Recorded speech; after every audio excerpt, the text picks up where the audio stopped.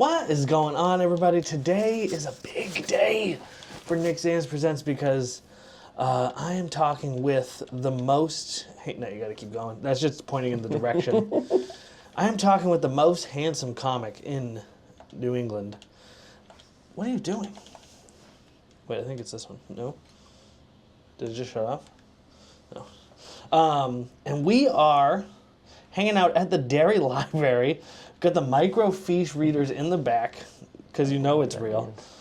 You don't know what microfiche is? No. Microfiche is like, they take like newspapers and magazines and they make it really, really tiny, and then you can use this to expand them. You've never seen like a detective movie where they're rolling through like old footage of newspapers? No. Well, all right. Thank you so much for joining me today, dude. How are you? I'm doing well. How are you doing? This is distracting me. I'm doing good. I'm gonna play. So, get me to the start. Why don't you give us a little intro of who you are and what you do? Mainly, I am Derek Zeiba. I'm mainly Derek Zeiba. Mainly, I'm Derek Zeiba. Occasionally, I'm someone else. Yeah, once in a while for like tax fraud purposes and stuff like this. If Julian, the manager of Hot Topics, listen to this right now, this is not me. I'm someone else. What was it? Oh yeah, I'm a stand-up comedian here in the lovely Derry, New Hampshire, the most glamorous spot for comedy. Oh, I'm moving to Boston. Oh yeah, you told me. You told me you got an apartment somewhere down there. Yeah, undisclosed location. If you're listening, Julian. Boy, you get the fuck out of here, dude. I'm not returning those studded belts. You wouldn't tell me where your mom lived last time, and you're very cagey with your address. Mine's all over the internet, so it's not hard to find. Oh yeah, my mom's a psycho. You can't be having that. In a good way, though. She's a sweet lady. She means well. Dude, she's just neurotic and nuts. This is exactly why I'm a hypochondriac, and she wonders why. Are you? Yeah, but she's in the medical field, so she'll be like, "Oh, you look pale. You probably have AIDS," and then I'll be like, "Oh my god," and she'll be like, "Nah, you're fine. You're too fat to have AIDS." That's the kind of shit my mom would say. She'd be like, "You can't have AIDS. You're too fat." And then she wonders why I'm fucking nuts. So how long have you been doing comedy for? And is that like the only thing you're doing, or do you like have like a regular job, or are you full-time comedy life? Well, I was doing contractor work. I was supposed to be doing maintenance on equipment, replacing equipment and stuff, but I showed up and they're just like, "Nah, you're hanging drywall all day, dude." Oh, fuck and I was that, like, "Fuck yeah." And I was waking up at 5:30. So I just got the job down near Boston, so I'm ready to obviously find work when I move down there in about 2 weeks. But right now I'm unemployed. I'm meeting up with some homeboys to film some sketches later. Oh, awesome. Yeah. So how did you waterboard one of our friends? Nice. I've always actually, if anyone's watching so you kind of understand the goal here. Yeah. Can you hop in that pipe? No. Not that I know of. I actually don't know. But you got to try and go up. So we're playing only up today, which is a stupid game where you fucking have to go up, but there's no way to save. So if you fall, you just fall all the way back down to the ground. How do you grab? It just does it automatically, and you jump using A. And there's a way to sprint, but I don't know how. So how did you first get into comedy? What was that like sort of transition, like sort of thing like? And then how did you decide you wanted to make a career out of it? Well, I was living in Colorado, but before I'd moved out there, Before I'd moved out there, I had a few friends that were just telling me like, "Hey, you need to do comedy, you need to do comedy." I had like one buddy that was really pushing me that he thought I should go do it. And then I actually, I was out on a few Tinder dates. Oh, hell yeah. Yeah, dude, I'm just such a lively dater. I'm just so good with my words, as you can tell, that they're like, hey man, you should try some comedy. Are you a comedian? And I was like, no, but I want to try. And they're like, you should. Dude, that's like I feel like that's the ultimate vote of confidence with when a random girl yeah, they're random on a date girl. with is like, you should do stand-up comedy. That's got to be. And we went to this is probably the worst ever way. This is super cringy. I went to a house party with her on a later date, and so we're at this house party in Michigan, and I was huffing ether with a Brazilian fella. And then they all found out that I wanted to do comedy, and they're like, you got to do comedy right now. And I'm like, no, I'm not going to do comedy on ether to a bunch of people in like 20 people in a kitchen. And they're like, yeah, you are. And then I did, and it went pretty well. So technically, I guess that would be my, I'm not going to, oh! That would technically be my first ever stand-up set. That's crazy. What a way to start. Oh, no. I had... So you see, now you can see why this would be so frustrating. I've never made it to the top. I've played probably like 150 hours of this game. I've never been able to get to the top. Is it just this map? Yeah, this is it. This is the game. This is the whole game. I played 150 hours. I don't know how many hours I've played. I've played more than I should. I should have gotten to the end by now, and I haven't.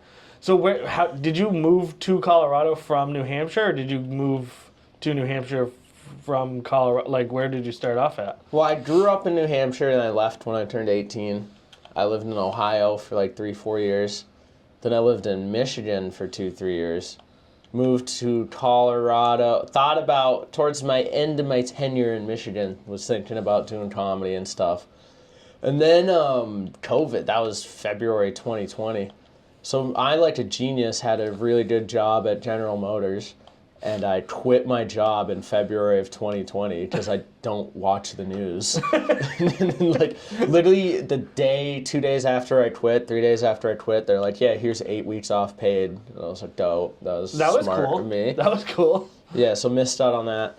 And then they didn't give it to you? No, I didn't get it. Oh, no, I quit. That sucks. And then I didn't, I was probably a few weeks after, but like, yeah, I quit. My last day was like February 15th in 2020. So like 2 weeks after the shutdown hit. Oh, 3 no. weeks after. 8 weeks? You missed 8 weeks of paid? Yeah. Fuck, dude. And so then I moved to Colorado. And like, why did you move out there?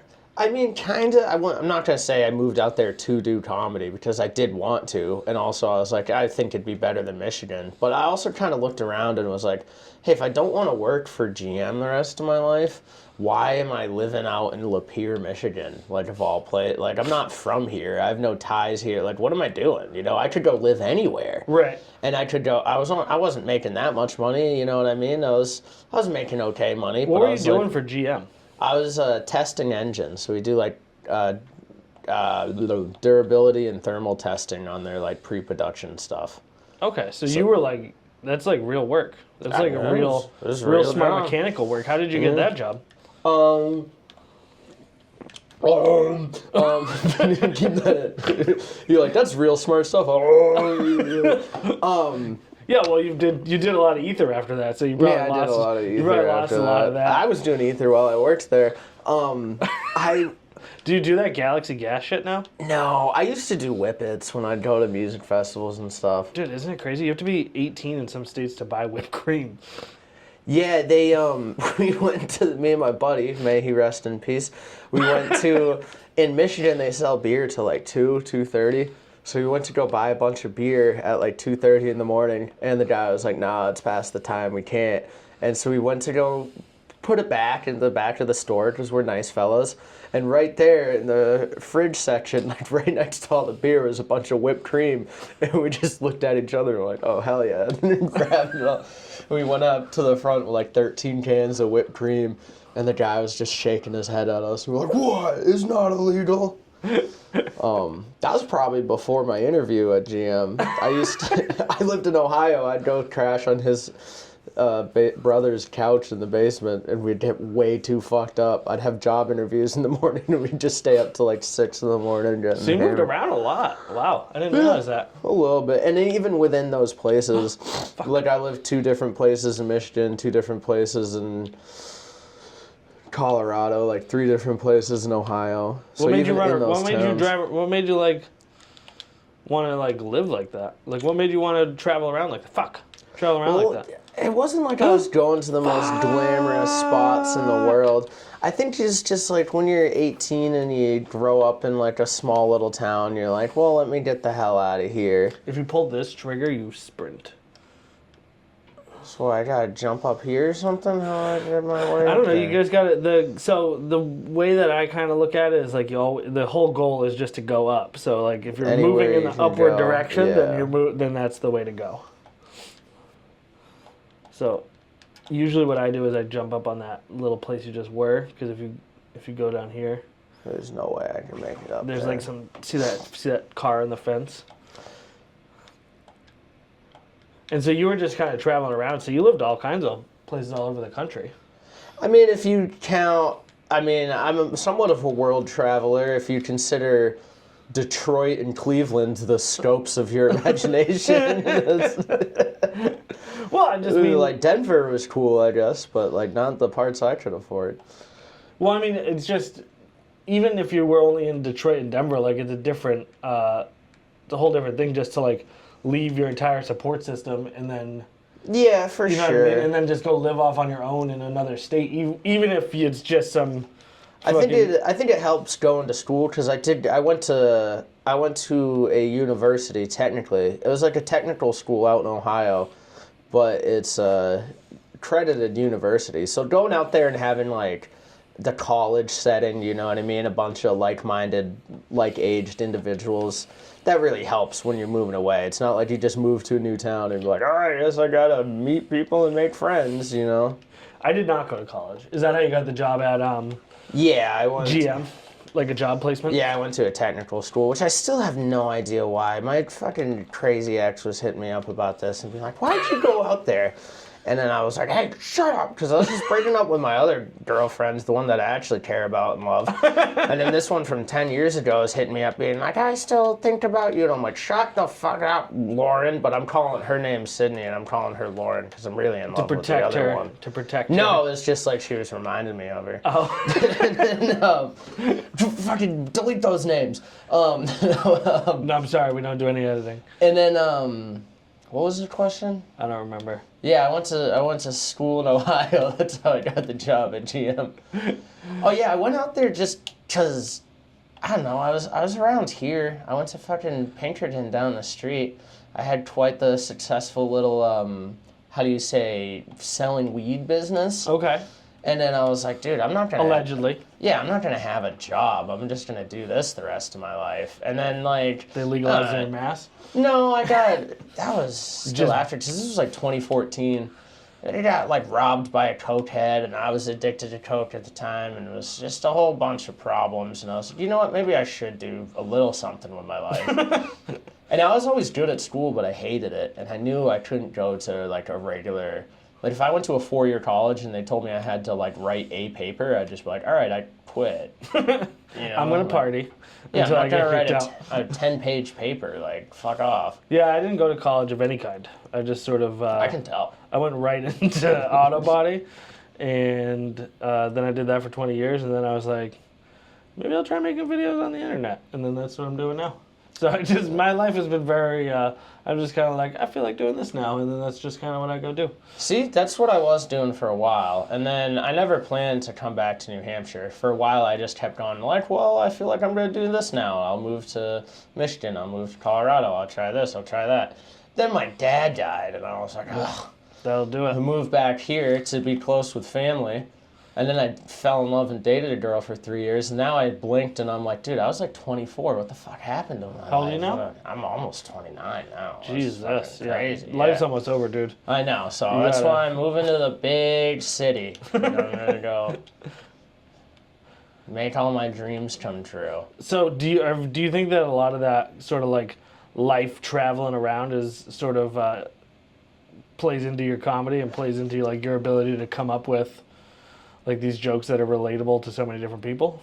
I never thought about it in that way, especially because most of my comedy career, so it is been in New England. So How long it is have you been doing kind comedy for? Did you tell me already? I like 3 years, but I was only doing it for like 2-3 months in Colorado before my dad fucking died. Probably You know? were able to milk a lot of material out of your dad dying. Just kidding. I had got one joke about it because he died on Juneteenth, which is Oh yeah, kind you of did tell me funny, that. but I've heard that joke. go. I think you gotta jump across, but I think you gotta do the sprint. Well, maybe hold on. Actually, if you jump down there, you can climb. See that? Yeah. Maybe. There you go. Ooh. And then this is where I got caught because you can set it to walk or to run, and it's on walk right now. But if you, there you go. There we go. I think if you get over here, and then you set yourself up to sprint, you'll be able to jump to the next fucking thing. You gotta line. Oh, no. Oh no. You got this. Dude, this little, doesn't it, this little boy always reminds me of the little kid from Indiana Jones. Oh, Short Rounds? Yeah. I love the Indiana Jones movies, Do you? Dude, they're so good. Wait, wasn't Short Round fat though? Or am I thinking of, wasn't there a fat kid too? What was his... Yeah, no, Short Round might not be it. Yeah, well, the second movie with the comedy, that guy, Yeah. that little kid. Yeah, I forget. The super racist. It was a good movie, though. They are good movies. The third one's my favorite because they just like bring back the Nazis, And then then Sean Connery. Sean Connery And then shows they up. have a love triangle between father and son, Sean Connery, Harrison Ford, with a Nazi, smoking hot Nazi dude. Yeah, that was a choice. That was a choice right there. I haven't seen those movies in a long time, but The Last Crusade was the best of the three in my opinion. I never really liked I didn't dislike it, but Temple of Doom doesn't really fit, I feel like, with the trilogy. No. And then they made the fourth, which everyone was mad about. It wasn't a great movie. But they were mostly mad it was aliens. And I was like, dude, the first one's about God. The second one's like ghosts and ghouls or something. The third, it's all supernatural stuff. The only one that makes the most sense is aliens. Didn't they make a fifth one? I don't think so. Did they? They made one in the 2000s with Shia LaBeouf. Yeah, That and was then the didn't they fourth. make one more after that? I'm not sure. I'm gonna Google it. Boy, I brought you on here because you're a fucking Indiana Jones expert, and then it turns out you were lying to me just to get. I do like the end of the second movie. The whole time there's a will they, won't they with the Indy and the girl, and then at the very end, they don't end up kissing, and she's walking away, and he just whips her with a whip. And then pulls her back in, and she's like, you know what? I do want to fuck you, Indiana Jones. And he's like, I knew all along. Yeah, there are 5. So there's Indiana Jones and the Dial of Destiny. The Dial of Destiny. That just... I don't know. I never saw it. And I don't think Shia LaBeouf's in it. Boy, Harrison. Do you remember in the fourth one, Harrison, they do that really terrible CGI where he whips and then swings on his whip? Oh, and no, it's just as the most horrible CGI you've ever seen in your life. Oh, okay, here we go. We're in a new spot. I mean, not new to me, but I'm going to pretend it is, so that way you feel like we're exploring this together. So you've been doing comedy for 3 years. What's that experience like, and where are you at on the hierarchy of doing this from a hobby perspective and doing this from a professional perspective? I feel like I dance that line in between because I just have a hard time committing myself to things sometimes. Well, I think it's also I've been doing it for 3 years out here, which is I feel like in New York or in LA, year and a half. You know what I mean? Right. Just for the amount of comedy you can do. And I think that's going to change once I get to Boston. And How many open mics are you doing a month? a month, so it was Or a week? Only 3 to 4 a week. And how many are you supposed to do? I mean, as many as possible. Which is just driving an hour and a half. I mean, there's basically one in Manchester. And then so driving an hour and a half one way to go do mics is my other choice that I'm especially now that I'm moving, I'm such a lazy piece of shit. I'm just like, well, now that you're moving, it'd be silly to drive. You just take this little vacation time before you move, you silly little boy. So what is the job like? So you write and then you go to open mics. And you just try to. I mean, now the main thing about even going to Boston, because it's not necessarily the mics are that much better, but it's just about being seen by those people out there, and then being able to get spots if they like. It's all about just being liked mainly, you know. That's why you're so good. That's why you're doing so good. Yeah, that's why you're so likable. So likable by some. By some, there's some who do not. There's some who are not. No. No, I think this just. Spoiler alert, this just brings you up to another spot, so you don't got to worry. It's not going to throw you off. It's not going to buck you. Because I made that mistake several times. I've been bucked. In my youth. So it's just about, so it sounds like you do the job, you get to the point where people think you're funny, and then it's just, after that, it's just a networking game? Yeah, it's a big networking game, and then there's a few different ways to do it. There's just being like known in the comedy scene and then being able to get booked and then get different opportunities. I have a few friends that have been doing it now for like 5 to 7 years, and they're starting to be able to quit their day jobs from like different shows they run and stuff like that.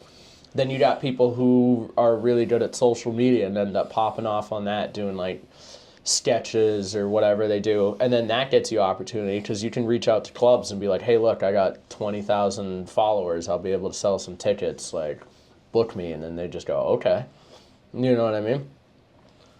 So it just comes down to kind of figuring out who you know. You said you're going to shoot sketches after this. Is that like another avenue of, because I really only know you as doing stand-up, is the entire world of like comedy entertainment, like, is that what you're interested in, or are you more niche?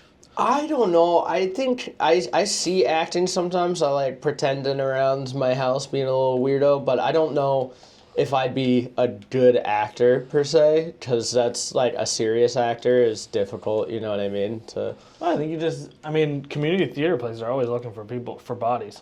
I have no doubt you could get at least a supporting role at like community theater. You should just try it out. I should try it out. I did theater for when I was in high school. See, I never got into any of that stuff. All I did was, like, I used to play sports, and then I got into high school, and I got really into this stuff called drugs. And then, it was all uphill from there. No, but I think sketches are fun. I think I enjoy doing stand-up for sure more. There's also just some things that wouldn't work as a stand-up bit that would work as a sketch, and vice versa. And then I got a few friends that are pretty funny that live down in Lowell that one of them, he's real funny. He's more into writing and stuff. He doesn't like going on stage. He doesn't like being in front of the camera, you know what I mean? And then I got another buddy who's used to be really into improv and acting and all that stuff. So we're going to go meet up, film some sketches. Hopefully it's an avenue to just boost the stand-up, honestly. Where do you go to shoot sketches? Popping off. What kind of sketches are you shooting? So, I don't know if you saw, the only one that I've filmed so far... Oh, God. No! The only one I've filmed so far is the one with... I think you can walk up that way. Kwame. I don't know if you saw that one I filmed at Strange Brew. Yeah. I wish that one got a little more traction because I was proud of that one. We're just going to go to my buddy's apartment and film a couple ideas. I actually, one of those bits that I used last night, I hit him up and told him, because I stole that from him. Just real quick, we're going to turn it into a sketch, the 1950s psychic detective. We're going to turn that into a sketch. That's one thing that, I have no real interest in doing stand-up as like a job. I just do it for fun. See, me kinda too. I mean, I'm always gonna feel like hopefully I don't need a job forever. But I guess maybe I haven't gotten that push of being like, no, I want to make this my job. But in reality, that would be the dream, is just paying rent doing it. Yeah, I don't need the way I've always looked at it is like, I'm like on the verge of making enough money just through my social media stuff, that like this podcast and my YouTube channel, that if you want to follow Nick Sands Presents at all platforms, that's the way to find me. Did you see I just did slow motion? Yeah, that was cool. How do you do that? I held right trigger, I think that's what it is. Right trigger, yeah. Slow-mo. But I never do it because it just makes it more depressing. Like, it doesn't change anything except slows it down. So usually I only think to do it when... Oh, I thought you were talking about your social media and stuff like that for a second. You're like, I don't really do it. Just no, that's depressing in many different ways. That's depressing in a lot of different ways, but not in the way that slowing down time. Yeah, I never do it because I only ever think to do it when I fall, and then fucking by then all it does is just make the fall sadder and longer and more depressing. Whereas I just want to get the fall over with. Oh, fuck. Oh, it's very Midwestern. Dude, my fucking nuts are in my throat right now. Are you scared of heights in real life? No. See, I'm not. In my dreams, I am though, and that's gotta mean something. I have the fucking weirdest dreams you can even imagine, and they always involve people that I know online.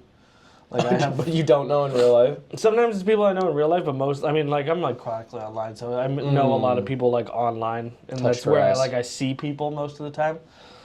Well, I fucking work so much that it's hard. I mean, I work essentially 3 jobs right now because I'm doing my own social media stuff, I'm doing client work, and I'm taking care of my kids full time. Yeah. And you're helping with the homeless. And I'm helping the homeless, and I'm trying to do... The unhoused, my mom says. Everything I can do to just, hustle right now. And it's like paying off, but it's hard. And that's the thing that, like, when you start looking at comedy as a business or entertainment as a business or like this podcast, fucking, do I make a ton of money on this podcast? Absolutely not. Not right now. Yeah. But, like, I need to treat it as if it's a job. You know what I mean? Yeah. Like, I gotta show up. I need to start doing that, too. And that's, like, the one thing I'm good at is... That's why I'm moving to showing Boston. Up. Like, I'm not the best at anything, but I'm really good at just, like, showing up longer than anybody else. Did you grow up around here? Yeah, I grew up in Manchester. Born in Manchester. I've only been to, like, 4 states in my life. Jeez Louise. Yeah. I think I've been to... I illegally crossed the Canadian border one time to compete in a kickboxing competition. I think I've been to, like, 40 states. Yeah, I have definitely not done that. You used to kickbox? That's pretty cool. Yeah, I boxed since I was like 14 to 26. I boxed, kickboxed, and did MMA. I think that's part of me moving down to Boston. I think it'll be good too. You want to start kickboxing? I want to start kickboxing. I'm going to start fighting the Irish drunks on the street. I'm going to go find the Boston serial killer. And I still kind of look like a young man. You look like you could be the Boston serial killer. Who is I don't even know who the Boston serial killer is. I don't know. I'm assuming it's a guy. Young men go disappearing in Boston late night drinking. When they're walking home alone, they get murdered. Oh yeah, that happened a couple of times in Manchester, but it's always very like suspicious circumstances, not necessarily like found stabbed to death, right? Yeah, I think they're covering falling in rivers. They're falling drunk in rivers. Yeah, I was over by Massabesic, and there's this little trail that I go down, and this guy shows up, and first a dog came running up, and I was like, oh shit, just a loose dog. And then the guy came up, and he's an old dude with one leg, and I was like, well, you can't be that dangerous. But then he just kept talking to me about the serial killer that was around, and then he knew a lot about him. And he was like, and there's all these other ones that people don't think connected, but I know they are connected. And I'm like, dude, are you the guy? So I have you can kill me? One time I went to, there's a place I want to say it's... No! I was up high, too. Can I catch that? Oh, hell yeah. What just happened? What was that? So I was in Bow, and there's a place that is like I think you're going the wrong way. You gotta turn around. Follow the tracks the other way, I think. Maybe? Maybe not. I might have been wrong.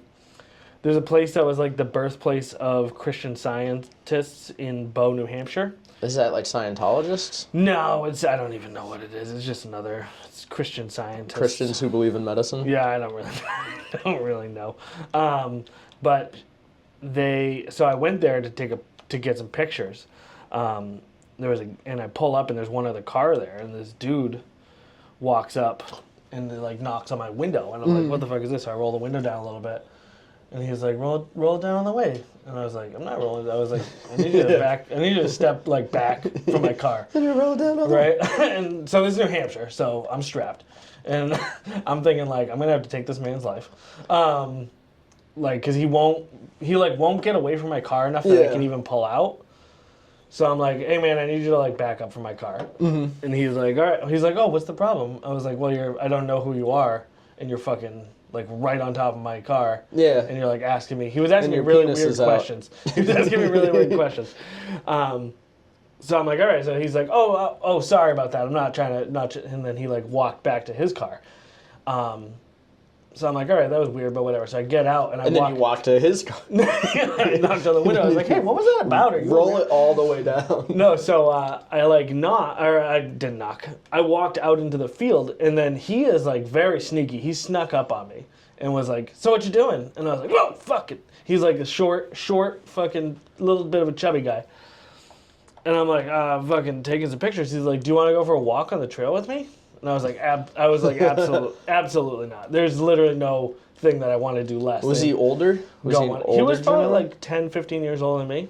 There is a sect of older gay men around here that walk in those trails. I posted about this online because I was like, this is very weird.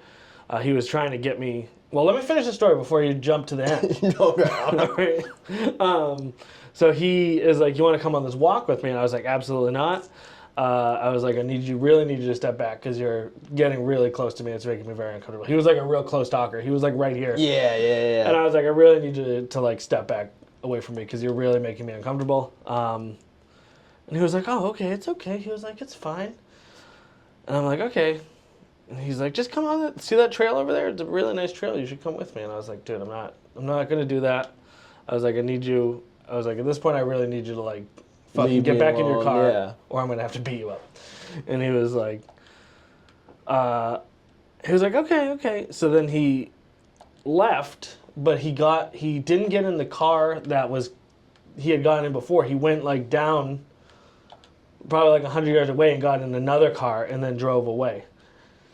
And I was like, that's fucking weird. But then I posted that online, and someone was like, yeah, that's an infamous meetup for, like, gay people. yeah, I knew it, dude. And I was like, dude, they were like, yeah, no, he probably wasn't trying to beat you up. He was probably just trying to suck your dick. And I was like, that's kind of a compliment, but, like, you do that to strangers? You just walk up to was he just waiting there for some stranger to show up? Or did he, have a meeting, like a meetup planned, and I just happened to show up? That's how they do it. I like that that strand of hair sticking up. Oh, is that? Yeah, well, I try to keep my hair looking good at all times. You've seen. But yeah, that was a very odd situation that I found myself in one time. My cousin had that same situation, but he was like 16, just trying to walk the trail smoking pot, and he's naive. And this older guy, he's like just 60s frumpy guy, so he's just like, oh, you wanna walk together? And he's like, yeah, sure, I guess. He's just being polite, talking about life the whole time. And then the guy was like, how about you take your penis out? And he's like, oh, no. And he's like, I bet you got a nice one, come on. Did he take his penis out? No, he didn't. He's a loser, dude. Well, dude, as you get older, you realize, like, any chance you get at a free... You know what I mean? Anytime you get a chance to take your penis out, you just take it. Yeah, you just take it. You just go for it.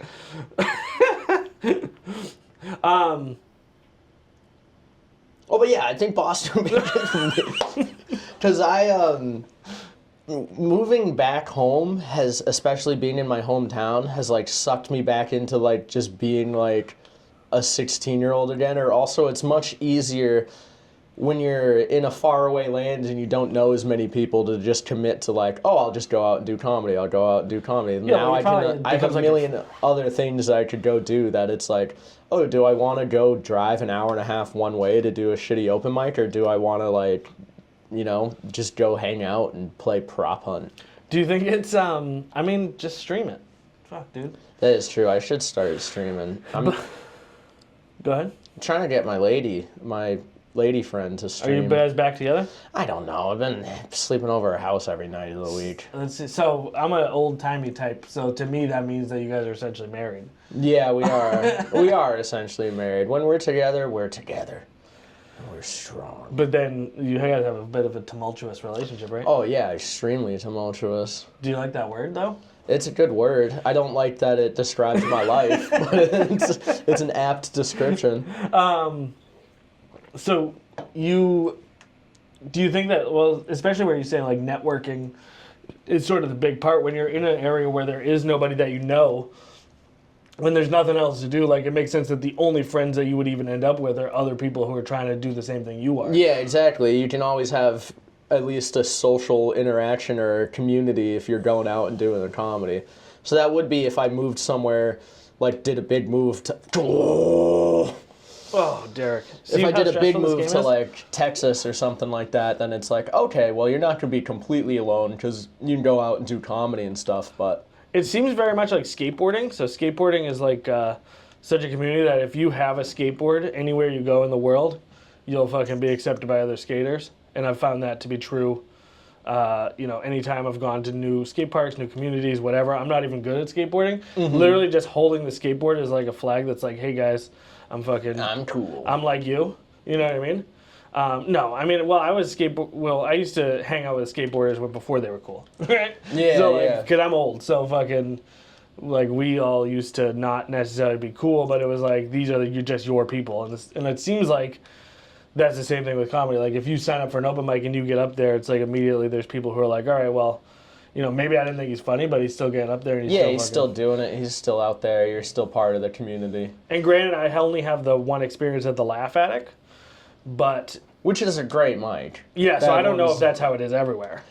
Different ones can be different. They can be cliquey and different. I've definitely ran into situations like that. But for the most part, everyone's just... You're all trying to do the same thing. You all have a common goal, and you're all just out there doing it, and it's a good hang. You've all bombed. Yeah. And so you know what it's like to bomb, so you know how much that sucks.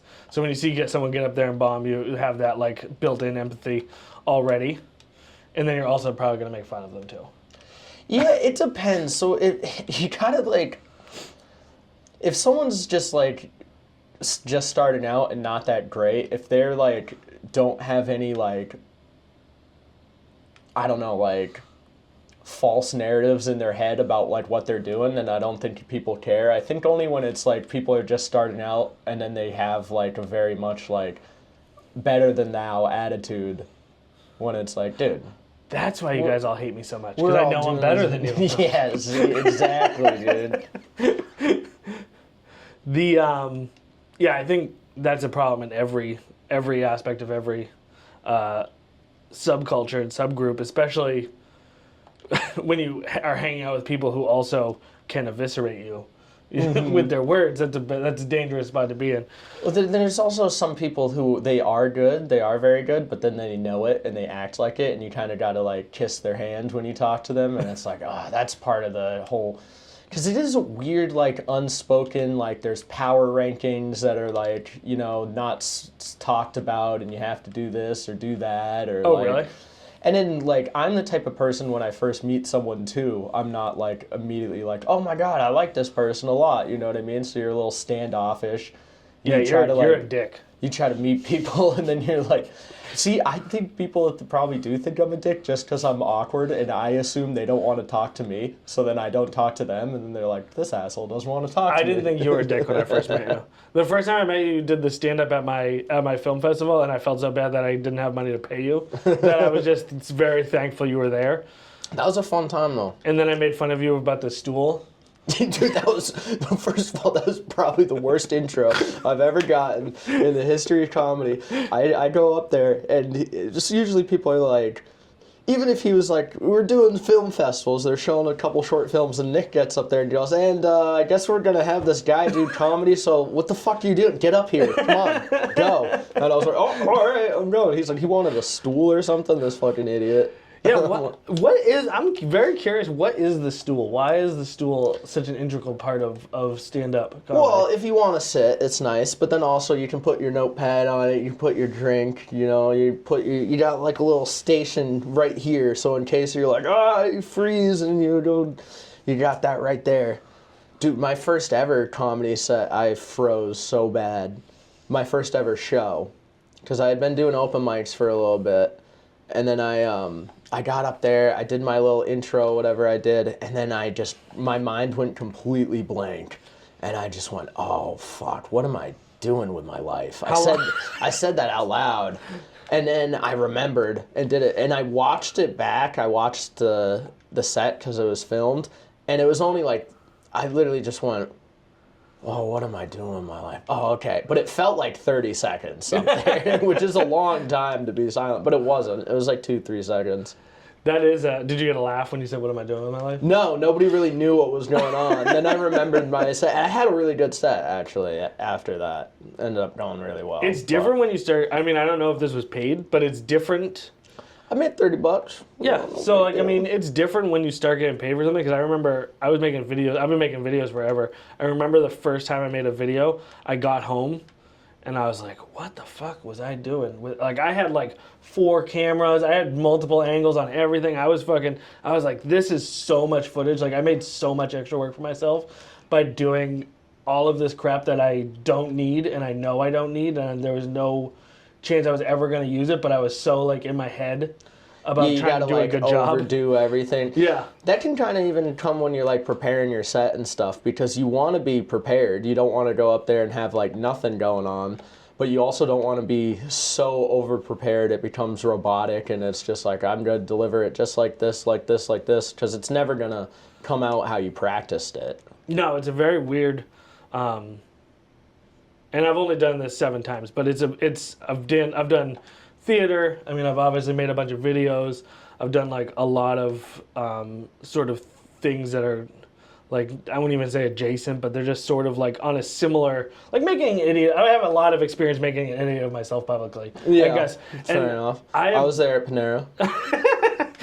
I have never felt, see, doing something like that, like, I was looking around. yeah, doing shit like that, I think that is like hilarious, and it's something that I'm so used to doing that, and people have always sort of like I'm the opposite of you. When I meet people, I'm like very outgoing. I'm very like, I'm good in those kinds of situations. But when you write something down and then you're like, okay, people are definitely gonna find this funny, and then you get up on stage and there's nothing there. It's just bright lights. You're just like, oh my. Yeah, exactly. It's a much different feeling than anything I've ever felt in my life. And like I said, I mean, I've done theater. I've been on community TV. I've been doing stupid interviews for years, you know? And it's like, for some reason, getting up on stage with something that you just came out of your head and you wrote, by the time you're up there and like your hand was, I remember the first time my hand was shaking, and that's never happened to me any time that I've gotten on any kind of stage in my life. And so like, oh, I jumped too far. Fuck this game, right? This game was ridiculous. Isn't this stressful? Dude, you're not even, we're probably in the first 10% of the level. Oh my god. Yeah, dude, it's crazy. Here, I'll show you a trick real quick. I'll show you a secret. If it lets you. Hold on. We might not have Do I look good on this angle? Oh yeah, dude. You always look good. I actually like that you kind of dumbed it down a little bit, like you wore kind of a frumpy shirt and stuff, because I still want to look good. You know what I mean? If I dress up and you dress down, I feel like we're sort of... I thought I looked good today. It makes me look less shitty. I thought I looked good today. You look good no matter what. That's what I'm trying to say. This is a compliment. I'm just not very good at it. Roll your window down. Hold on. Fuck, I got lost. There's an elevator around here that takes you really high up. So what do you want to do with stand-up? I mean, I really just... So the only reason I do stand-up, honestly, is because it's Get the out first... of the house. Not even that. It's the first time that I've... so, like, I've been doing YouTube and the internet for a couple years now. Like, I've been trying to make it. And it's the first time where I'm like, yeah, I want to make YouTube videos. And the first immediate reaction isn't, that's fucking stupid. So, like, it's really just about, like, for the first time that I've done this... You found a community that's like, yeah, that's close cool. enough. Yeah. That, like, people actually are like, oh, that's awesome. You know? Or, like, they want to be a part of it. Like, I've reached out to a bunch of people. I have no idea who they are. And they're like, oh, dude, I would love to come on your podcast. I would love to do this. I'd love to do that. So, like, that's... Oh, there's a fucking elevator? This guy's cheating. I'm trying to help you, dog. So yeah, so it's really the first time that that's ever happened to me. Wait, there's a better elevator. Hold on. There's a bunch of little secret elevators that take you up to different spots that you can use. Hold on. What? You don't have to use them. I'm just fucking giving you options, dog. Do you not want to use it? Do you not want me to show you where it is?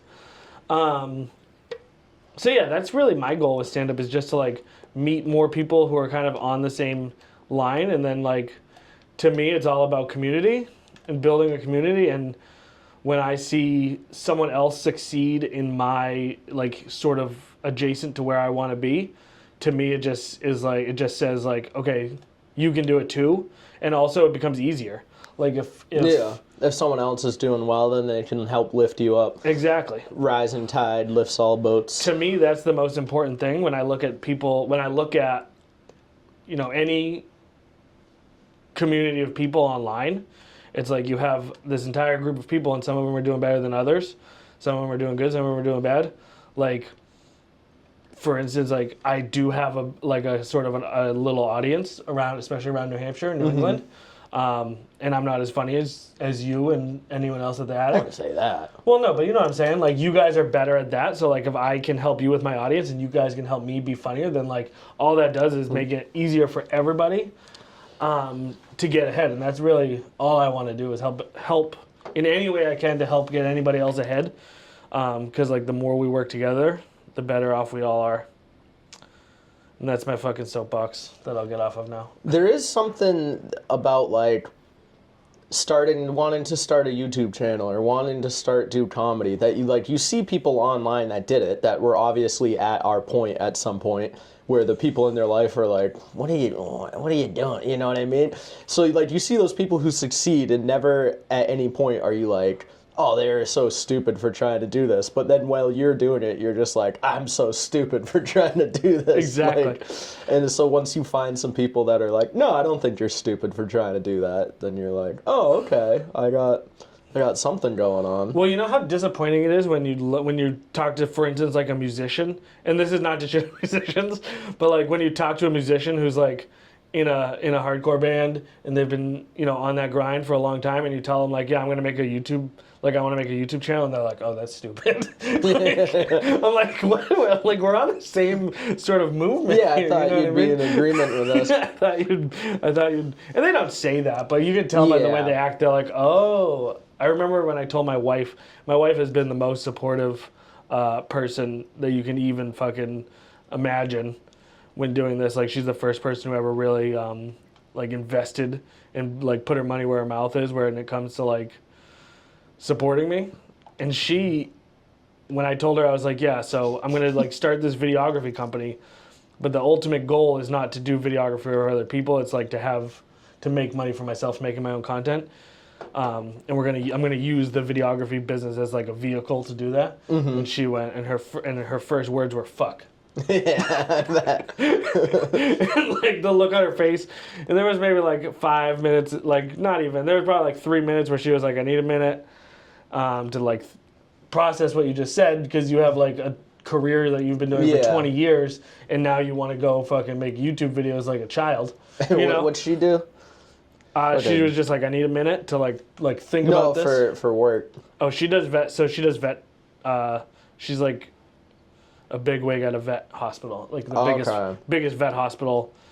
She's fucking incredible. She's super smart. She was like a vet tech for years and years, and then now she is like a manager of that hospital, of like a big department in that hospital. So you win? No. This is just the first. This is like a fake winning. Because then you got to go up here. So all that work that I was doing that whole time, I could have just taken an elevator, and it's not even the beginning of what I need to do? Correct. Okay, sick. So just like comedy. So, anyways, yeah. So that's like, my wife does that. And like, you know, I get to stay home with my kids and do that thing. And that's really like the financial incentive, because otherwise we would have to hire childcare. Yeah. But when I'm like, yeah, I think, you know, I'm going to go out on Thursdays and I'm going to record these people doing stand-up because this is a community of people who are similar to me, and like I think it's a good networking opportunity. She's like, okay, you know, she's super supportive on that front, and like I couldn't do it without her. But that's really that's just a huge luck on my part. You know what I mean? Yeah. I don't even remember what the question was, but Yeah. that's sort of my goal with stand-up, is just to like sort of all work together to grow as a community. Because I think that there's a lot of funny people. I also think that especially now that it's, so I don't know if you know this, but Massachusetts is the third largest film economy on the planet. You were telling me that. So it's like Hollywood and then Bollywood and then Massachusetts. That's really cool. And so a lot of people from California have been moving either to Atlanta, Georgia, Texas, or New Hampshire, because you get all the benefits of the tax-free, but you're only an hour from Boston. And so I believe in my heart of hearts that New Hampshire within the next 10 years is going to has the potential to be some sort of cultural epicenter to the country. Whether that is comedy or whether it is, you know, acting or painting or whatever, I think we have that potential coming up here. I think that the LA fires probably exacerbated that, because I think we're going to see more movement to those three places. And so like I think this is really like where opportunity meets like preparation for the next 10 years. And I think all the people who have been grinding and like talking about doing this for real are about to have their opportunity to show like what side of like whether or not they really want to do it. I think that's really cool too, because especially like someone like me or someone that wants to do comedy and then they're like, well, I can't do it here, so I got to go move somewhere else where they're actually doing it. But it's like there is a growing community of comedy in New Hampshire, and it's like if we got like an actual like decent club around here that got like main headlining comics coming through it, it would completely change it. For sure. But you need like someone with a lot of money. Well, I mean, with the Laugh Attic, with the shows that are coming through there, I mean, it's the only issue there is that it's small. Yeah. But I think if we can keep pushing out, like... We sold like 65 tickets for that thing, and there were still tables in there, so we could put like 80. Dude, in Derry, we have the... Tupelo. We have the Derry Opera House that seats 500 people, I think. Oh, shit. So, like, How much does the Tupelo seat? Because they'll have big acts come through there. They have multiple setups. So they have 5 or 6 setups, I think. I think they can fit up to 1,200 people if they need to. But, like, it's their table setup. So they have the one with the tall tops, tall tables with seats that's a little bit more, like, intimate, I guess. Because I saw, like, Kevin Nealon was there not too long ago. I don't know if you know him. Yeah, I know him. Not personally. No. Yeah, we went to high school together. Oh, that's sick. So now the question is that you know about the elevator. Are you going to use it, or are you going to fucking skip over it? And I'm going to land on this because I haven't done this track yet. What? That's fucked up. That sucks. Oh, my God. This kid's got strong legs. Oh, there we go. I don't remember. Oh, you saw Kevin Nealon. Yeah, so like we have the Tupelo, we have the Derry Opera House that they want to use more. We have even that little the Palace Theater. What is that place that we went to do that little film festival thing? That is a place called Studio Lab, and they're like production. They're a massive production company. They have Events United. They do like the Super Bowl and shit through Events United. But then they also have like their creator space, which is that Studio Lab. And so how much does it cost to like rent stuff out in there? I have no idea. I'm too much for me to do it. It looks pretty nice. It was really cool nice. Going back there. I delivered pizzas there a few times. Oh, really? Yeah. Wow. I know. That's a full circle moment. It's a full circle moment. Moving back, especially after having like my career, because I had a career, and then like most of the people I do comedy with don't. Oh, if you see a bed, you can jump on it, and you jump. They don't know or understand that I had like a career. because they just know me as like the dumb comic that worked at Domino's and stuff, which I am. But they should come back to my hometown, then to have to deliver pizzas in it, it's just like, oh my God, dude. I did that for too long. I thought you were in Hollywood. Shut myself out into a shell. Well, I mean, I think you're definitely on the right track. It really just, anything like this, and I don't know about comedy specifically, but I know with internet stuff, like, it's really just about showing up and keep showing up and fucking keep trying and keep doing your thing. And like, once I had the ability to make money, I think you got to climb those cones. Oh. And by think, I mean, I know. That. I was trying to give you the benefit of the doubt there. And also, but if you jump on that bed, it'll throw you up. No. Yeah, I think with any of this stuff, it's just like keep showing up, keep trying, keep doing your best, and then eventually, like, how long did it take you before you went to get your first like paid gig? No matter how much it was, even if it was just drink fucking vouchers. Like 4 or 5 months, but also at the time that I was doing it, a comic that was basically at my level too. Because that's the other thing you can do to start getting yourself ahead in comedy, is you just go to a venue and you say, hey, can I put on a show? And they let you put on a show. If you can get butts and seats, then you can book yourself to be whatever you really want. You know what I mean? So then if you're running shows and you keep booking yourself on those shows, then people will see you and they'll be like, man, that guy's getting on a lot of shows, not knowing that you're just doing it all yourself. That's brilliant. And then what is this? So then that can get you kind of far too. That's interesting. So you basically run the show and you host it, and then you make yourself the headliner, and then so that way you can make whoever host, but you're just like, if you keep putting on shows in the Boston area or something, you keep putting yourself on it, and then all everybody sees is you're on posters all the time, and they're like, oh man, this guy's really doing well. How much of the comedy scene is, because obviously the internet is a huge thing. It's like the basis of all. It's realistically the basis of like 90% of entertainment at this point on the planet. How much does like stand up? How much is it affected by like social media presence and that kind of thing? And how much is that?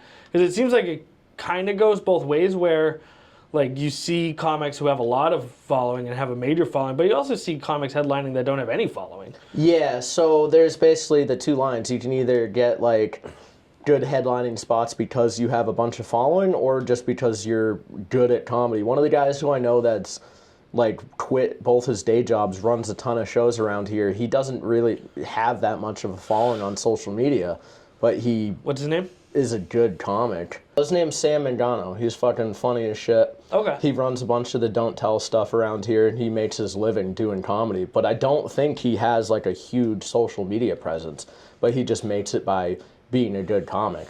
Then you got other guys that it's like, if you have the following, you're gonna get way more booked. Like, it just is an actual fact.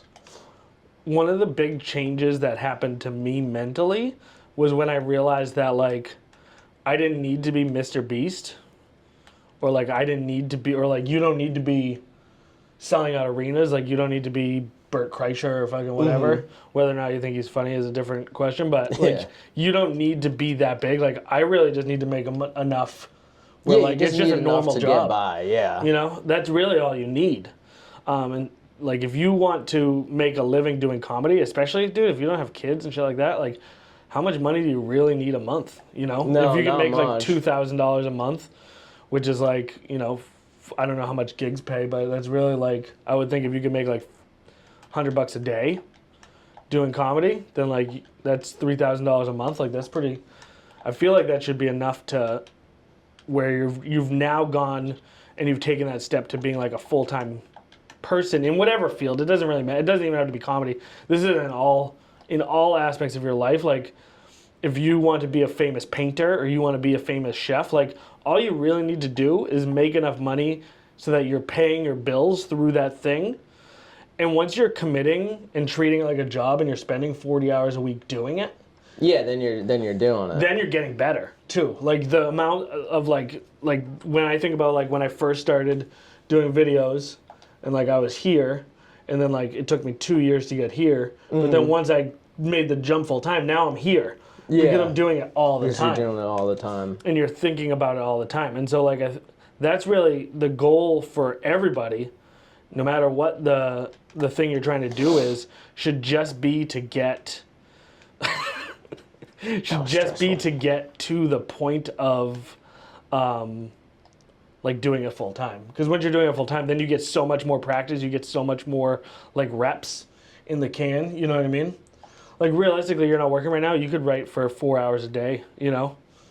And then like take that, and then if you were going, and then, you know, when I first started doing this for a living, I would set a timer every week for 60 hours. And anytime I was working, I would have it on. You'd have it going. So it would count down, and then at the end of the week, if I was like, all right, well, it's Friday, and I have 10 hours left on the clock, well, like, I need to fill that, and so I can fill that with anything that I want, but it has to be done. So, like, if someone's trying to get into comedy, you know, you start that timer, you say, okay, well, I'm going to spend 60 hours a week doing comedy, and then I'm going to, like, start this timer every time I'm writing, so, like, I'll write anytime I'm at a mic, even if you're just there hanging out and networking. Which is like 98% of it is like, that's the other part of their comedy.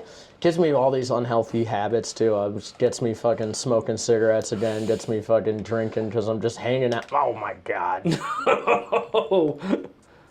Because you're just hanging out bored all the time. That's the thing too. It's like you say, it's not just like an hour and a half drive to Boston. It's also then you're there for 3 hours. Right. I have a friend that I was talking to the other day who does stand-up as his job. And he was talking to me about, he's out in Salt Lake City and he does corporate gigs. That's like that's how he makes money. And he's like, yeah, you get like $500 per gig, roughly. So like, but he's like, well, you only are on for 15 minutes, but it takes like 6 hours because you spend the rest of that time, like you don't want to just do your 15 minutes and leave. You want to do 15 minutes and then you go and talk to all the people there and try to make an impression, and then that's how you get your next gig. And so like, if the whole comedy game is writing and networking, which is, I don't know if it is. I should really clarify this so that people don't think that I'm like telling them how to live their life, or that there's very possibly things that I don't understand about it. But like from my perspective, if like the only thing that you need to do is write bits and network, then like you set that timer for 60 hours a week, and fucking that 60 hours a week can be spent doing bits, doing stand-up and networking. Like, if you do that every single week for 52 weeks, then you'll be amazed at how far you go in the next year. Oh, and then also social media. Like, I think really, like, social media is the cheat code, because I think most people don't realize how powerful social media is, even though they realize how powerful it is, kind of. Like, the benefit of having a YouTube channel, the benefit of having a podcast like this is not that... Sorry, I'm talking a lot. No, you're good. I'm listening. You're like, I do not give a fuck what you're saying. No, I care. I'm listening. I'm doing this. Like, the benefit of having a podcast is not the podcast. The benefit of having a podcast is that I can reach out to anybody in the state. Like, and I've done it many, many times where I'm like, I want to work with this person. I want to get to know this person. I want to, like... It gives you an automatic in. Yeah, and everybody wants to come on. So, like, especially, like, now that my YouTube channel is picking up, like, I reached out to a business I wanted to do work with, and asked them if they would come on my channel, and they're like, hell yeah, we want to come on your channel, you know? So, like, if you're a comedian and you have the extra time to start a podcast, do it, and just reach out to every booker in the state, you know, I'm sure, or in the New England area, and invite them on your podcast. Because I'm sure that most bookers are comedians too. Yeah, mostly. So, like, and there you go. There you have 2 hours to sit down and talk with somebody who fucking... But then you get to that level, too, of those people that probably have their own podcast, and they're like, I don't want to come on your podcast. Come on my podcast. Let me tell you, but that works when too. you have a podcast, you are desperate for content all the time. So, like, I have to fill 3 hours a week of talking to somebody. And so... like, anyone who reaches out and wants to be on my podcast, or I want to go on their podcast, more than happy to do it. Anyone watching this who wants to come on, I don't really care what you do. I can think every person is interesting and has an interesting story to tell, and has information that they can give people. So if you want to come on, feel free to reach out. But yeah, that's what I would do if I was gonna try and make a name in comedy. What I would do is I'd reach out to every booker in the state or whoever. I'd reach out to anyone who was booking shows, invite them on my podcast, and maybe at the end of 3 hours, you're like, wow, that person sucked. I don't want to deal with them. But like now you at least have that knowledge where now you know you don't want to work with them and you can find the people and make the connections that you want to, you know?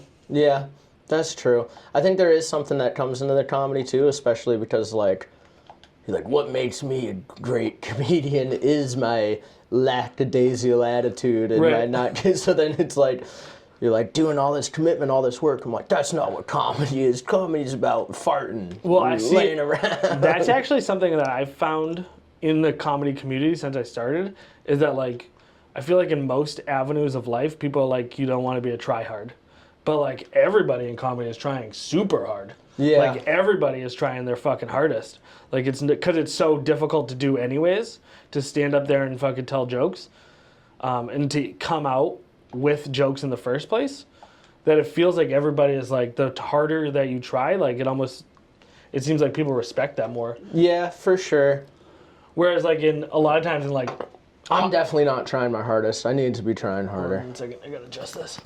Yeah, it's probably been messed up the whole time. Good, perfect. That's what I like. I like my audio to be super fucked up.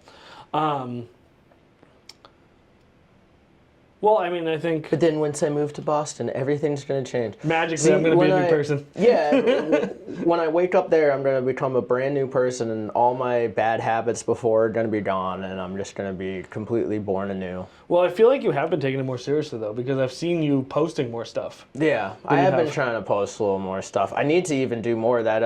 And I've harassed you a My little bit buddy about Zach writing. Remy's been telling me, because he's got a huge social media following, and he's been trying to coach me up a little on how to do it. And he's like, dude, you just got to post every day. You think you're speaking into a void, and then eventually it just starts popping off. That's 100% what I've found as well, is that you just like, because you don't even, until you've posted probably 200 or 300 videos, you don't even have the data set or the understanding of what you're doing. So then if it does start taking traction, then can I start posting all my old stuff again that I liked, that I want people to see? Yeah, dude, you can literally post. So the thing about social media is that the social media algorithm is super good about not pissing off the people that are watching it, because they want you to be there. Show them the same thing again? Yeah, so your average post is only going to reach less than 10% of your audience. Yeah. There are whole social media pages that have hundreds of thousands of followers that post the same exact video every day. Yeah, That is just true. get shown to different people every single day. And if you look at the data on them,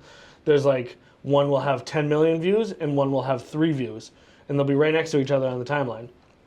See, I'm trying to also, like, when I post, because it'll tell you the insights on it and stuff, and it'll be like 85% are your followers, which I don't have that many followers. So then it's like, well, how do I get it? How do I get the algorithm to start just a posting numbers to game. Yeah, I just gotta keep posting more and more and There's more. a couple things that go into it. One is like you need to post content every single day, but also it's just like investing. So like if you have $30,000 and you leave it no, I'm not saying I don't have $30,000 either. I'm just saying if you would put $30,000 in a retirement account when you're 30, by the time you're 65, you'll have $1 million, because that's just how that works. That interest works. All you're doing, social media works the same way. It's like as that follower number grows, you start reaching more people. As you start reaching more people like it, and it's automatically pushed to further. Yeah, and they say you got to see the person like 3 times before you 6. follow them. 6. Advertising rule of thumb is that like you need to get in front of a person 6 times before they're going to buy into what you're selling. So like usually it's, if you think about most of the commercials you've seen in your life, you got like Insurance. yeah, I mean, Come on, insurance. oh no! Oh no! I'm so sorry. I'm so sorry. No. He killed me. I'm sorry. He killed me. You want to keep going? Nah, it's fine. Yeah, if you look at like old school advertising, thought is like the first time you see, it's sort of like, you know how you ever had that thing happen where you're like, you start using a slang word, like a new slang word. Mm-hmm. And I'm hip. Yeah, at first you kind of start using it as like a joke. Yeah, and then you do it too much, and it becomes part of your vocabulary. Then it's just there. So it's the same thing with advertising. Like, you got to get, the first time they see you, they're going to completely ignore you. The second time they see you, you're going to be completely ignored. The third time they see you, they're going to be like, oh, I recognize this person. That's stupid. Fourth time they see you, they're going to think, man, this keeps showing up. Maybe I should pay attention to it. Fifth time they see you, it's like, okay, that was funny. And then the sixth time they'll follow you, because that's just like how our brains work. That's how marketing really, or on any product, and like realistically, you're a product right now, you're a brand. And that's how like marketing works. It's like when Coca-Cola puts out a Coca-Cola commercial, they're not trying to sell you a Coca-Cola right then. They're trying to give you an experience and make you feel a feeling. And so the next time you're in the store and you see that Coca-Cola, it sparks something in your brain that makes you buy it. Yeah, you're like, I like AI polar bears. Let me Exactly. Let me hop on this trend. That's the whole thing. Is like, I understand. The only one that works for me 100% of the time, if I just see it once and then I'm like, yeah, I'm in, Taco Bell. yeah. I see a Taco Bell commercial and I'm like, yeah, you're right, dude. That's because you have so many emotions built into Taco Bell. Yeah. I'll see it. You ever you ever see a commercial for like Taco Bell or something, and then you're like, I need to go right now. I need to stop whatever I'm doing, and I'm going to Taco Bell this instant. Yeah, I smoked weed late at night. Yeah, dude. I know the feeling. Well, I haven't, so it's even more pathetic.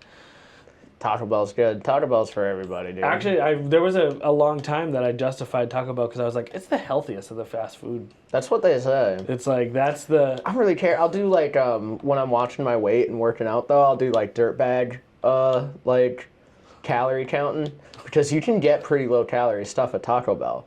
So I'm like, all right, well, I worked out X amount and I only had this many calories during the day. That means I can get 3 Doritos Locos Tacos and have 10 beers and still be in calorie deficit. Dude, the Doritos Locos Tacos is crazy because I'm not even sure that it tastes different, but the color is nice. No, the shell is different, dude. I know. It's not that different, though. Like, I feel like I don't pick it up, it's honestly. good. I feel like it basically... You don't deserve it. You don't deserve it, It basically just tastes like the meat. If you were in my, what do they call that? Group chat? No. OnlyFans? No, closer. Focus group, where they get like a Taco Bell focus group. If I was running it and you were talking shit on I'd just be like, get out, dude. Get out. We can't have an uneducated man in here. I'm a sophisticate. I brought some food for us to try today, actually. Oh, hell yeah. From a fucking... Here, you want to do it right now? Open that bitch up. What's in here? No, the chips. The fucking bag of chips right there. I thought that was... We have Snack Gold, Raspberry... Have you seen my videos? Frambuesa. I have seen your videos. All right, so you know how it works.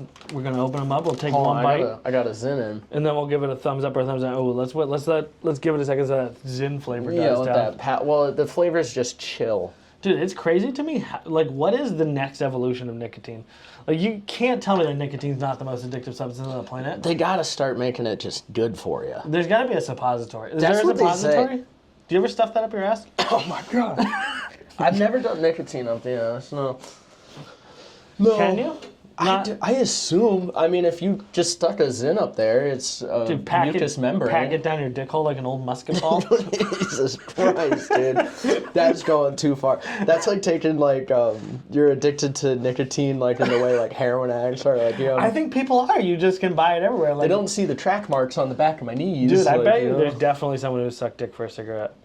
Oh, yeah, but that's like, I mean, they probably kind of already wanted to anyway. Or maybe well, I bet you could, I bet you there's someone who didn't want to. Like that guy who came up to you at the park, like, who's just like, do you have a cigarette? Like, he knows his real goal.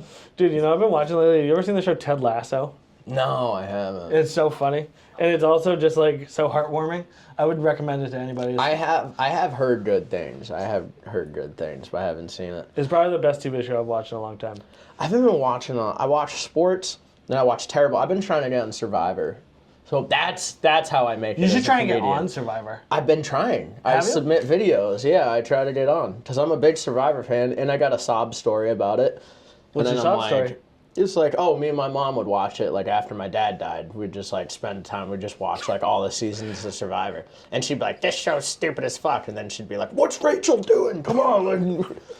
I didn't even realize that Survivor was still on until... Oh, dude, it's bumping. It's bumping. There was a girl from Is it still Londonderry network, or is that it, like, went on... there. CBS, yeah. Okay, so it's still on network TV. It's not even on Netflix? No, they didn't even move, like, to a Netflix I mean, I thing? think it's also on Paramount. How but many that's like seasons are they CBS. on? 47. That's fucking They insane. do two a year, though. I remember the So first it's season. like- yeah, I don't You were even- probably not even born yet. No, it was early 90s, right? Yeah, I was I remember the very first season, and I remember there was one where a girl... There was one season, I want to say it was season 6, where the girl... That was the last season I watched, and they were like, we really want peanut butter and chocolate, and they brought out, like, Oreos and peanut butter, and they were like, we'll take our shirt off for it. And they were like, you don't have to take your shirt off for it, we'll just give it to you. And they were like, okay, we're going to take our shirts off, and they took their shirts off. See, that's the cigarette. That's the cigarette thing. They already wanted to do that. No, I started watching it when they put it on Netflix during COVID. And then I was like, man, I actually like this show. I liked it. I watched Love is Blind with my toxic ex, too. I That's what we absolutely did. love reality TV. I think if you look at the storylines that they follow in reality TV, it actually follows the exact same storylines as Shakespeare. Like, reality TV is modern day Shakespeare, and like especially like things like The Bachelor. But it's all low level human drama. Yeah. It's all the exact same shit that fucking Shakespeare is considered the greatest writer of all time for. It's great. Like I don't need to go home and like think all this time, you know. Do you see this? Is this an optical illusion that I'm seeing? It is moving. Are those bars moving? Too. Because see, sometimes if you're standing here, it looks like they're all on one side, but if I come over here, it looks like they're equidistant. Evenly spaced, yeah. Yeah, that might just be a bad design. What bad is happening game right design. now? I don't know. It's making me uncomfortable. Oh yeah, but I email Survivor. I send them my videos. I'm gonna make a new one because for the last year, I've just every few months I send them the same like. Dude, let me help you tape. fucking produce a high level That'd be Survivor sick. fucking video, and I'll post it on my socials Because it only too. needs like 3. I think it needs like 3 minutes. I will Mine. gladly do I'll that show for you the one that I showed them. I tried to get on. Can you send it to me? If you show it to me, send it to me so that I can put it on this. I'll clip it, dude. If now knowing that's your goal, I'm gonna make it my goal to get you on Survivor. Dude, that would be sick. Because then that's how I'm gonna make $1 million. But see, this is how it works. Is like I know that if you get on Survivor, you're gonna fucking remember me and you're gonna help prop me up. See what I'm saying? That's how this fucking one community is thing it? works, dude. See, it's this one. I don't know if I can send this. Maybe I have to Google Drive it to you. Okay. When did I film this? Dude, I had no idea you wanted to be on Survivor. Or maybe I did. Maybe you told me that and I just didn't realize how bad. I was trying to. It might work better as like a sketch, but I was trying to do Survivor, but all the see, why don't you just pop up in my Google Drive thing? I was trying to do Survivor, but all the reward challenges and stuff, it's all just like modern day stuff. Like you just get to scroll on TikTok for like 3 minutes, or you just get like 2 hits of a vape. That's fucking hilarious. You get, you can have, dude. You should make it all TikTok trends. Like you're allowed, or I guess TikTok is still here. It's back. You're allowed to post It your left for a 12 second. hours, dude. Now that Trump's in office, Dude, how dude, funny is everything's it? That's the fixed. funniest. The fact that Trump was the one who got it put back within 12 hours and then credited and all that, dude, so funny. Oh, dude, think about this. Could not be funnier. Someone out there steal this idea and make $1 million.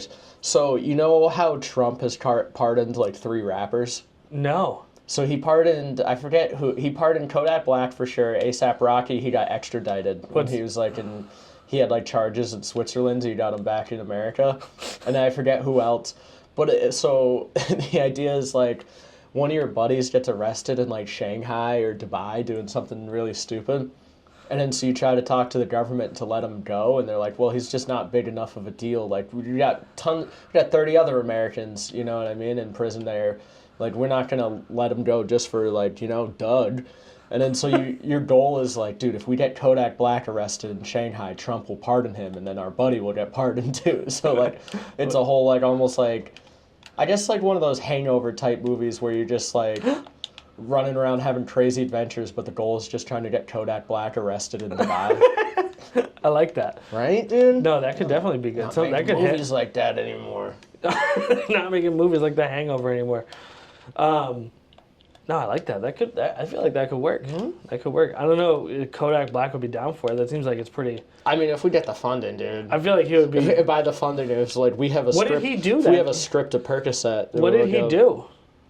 I don't know why he was in prison in America. I don't know why, what or whatever, but he got pardoned. Just Trump's just cool like that. I mean, I wouldn't go that far, but No, he's cool like that. I mean, he's cool like that. It's a very weird. We're living in the strangest timeline I can. Dude, I don't know what it was. So, my ex's dad's always watching Fox News. It's just always on. So I was there the other morning, like 2 mornings ago, and I was just super high watching them interview the lady who's going to be the Why won't they attorney let me go over general. there? Which, first of all, I'm Googling, like, what an attorney general even is. Like, you know what I mean? And I'm like, she's a military lawyer? I don't know. And then, so this Democrat lady's, like, asking her all these questions, just being like, hey, you're basically a piece of shit, and this, and that, and this you said was really stupid. And she wasn't answering any of those, and then just, like, saying other stuff, you know how politicians do? Yeah. And then the lady ran out of time, and the guy was, like, super mad. He was like, yeah, you're done asking questions, blah, blah, blah. Anyway, now, Senator Cruz, it's your turn. So, obviously, Ted Cruz is just going to gas her up because it's, like, a Republican. So, his question, his 4-minute question was really just a 5-minute spiel on how, like, Biden is a war criminal and all this stuff. And then I was just sitting there so high watching it, just being like, dude, all these people are real people. Like, they exist, and they have these serious, real jobs, and they're powerful beyond all compare, and, like, all this. And it was blowing my mind. I'm like, they exist, and I also exist. Just this high dude fucking eating a sausage, egg, and cheese, watching them on camera, being like, look at these fucking losers. It is crazy to watch politics. Like, the more you get involved... And the more, because I ran for town. Because it's like kind of a fake job too. I ran for town council. Okay. I plan to run for office again at some. So point. what does a town councilman do? They like pretty much set the budget. They handle all like town local stuff. They make basically anything that gets done in town. It's a lot of budget stuff. But what gets done in town? Well, like you figure literally the existence of the town. All of the everything, seems to be doing like fine. Plowing, they handle all that. They handle everything, anything that's going on in Derry. So like they maintain the parks, they determine what to do with houses that have like seized. They do any of the like water stuff, any of the sewer stuff, anything that's happening in town. Anything, schools. Well, the school board kind of handles that, but How much do you think? Like, because politics is generally accepted as being extremely corrupt. How much of that corruption do you think seeps down to, like, a town like the size of Derry, where it's, like, people are, you know... I think, so New Hampshire is sort of unique in that there's no money, really, to be had in local politics. Like, you don't really... You get into it for the love of the game. I think I wouldn't even call it corruption. I would call it, if you have... Like, let's say you believe that...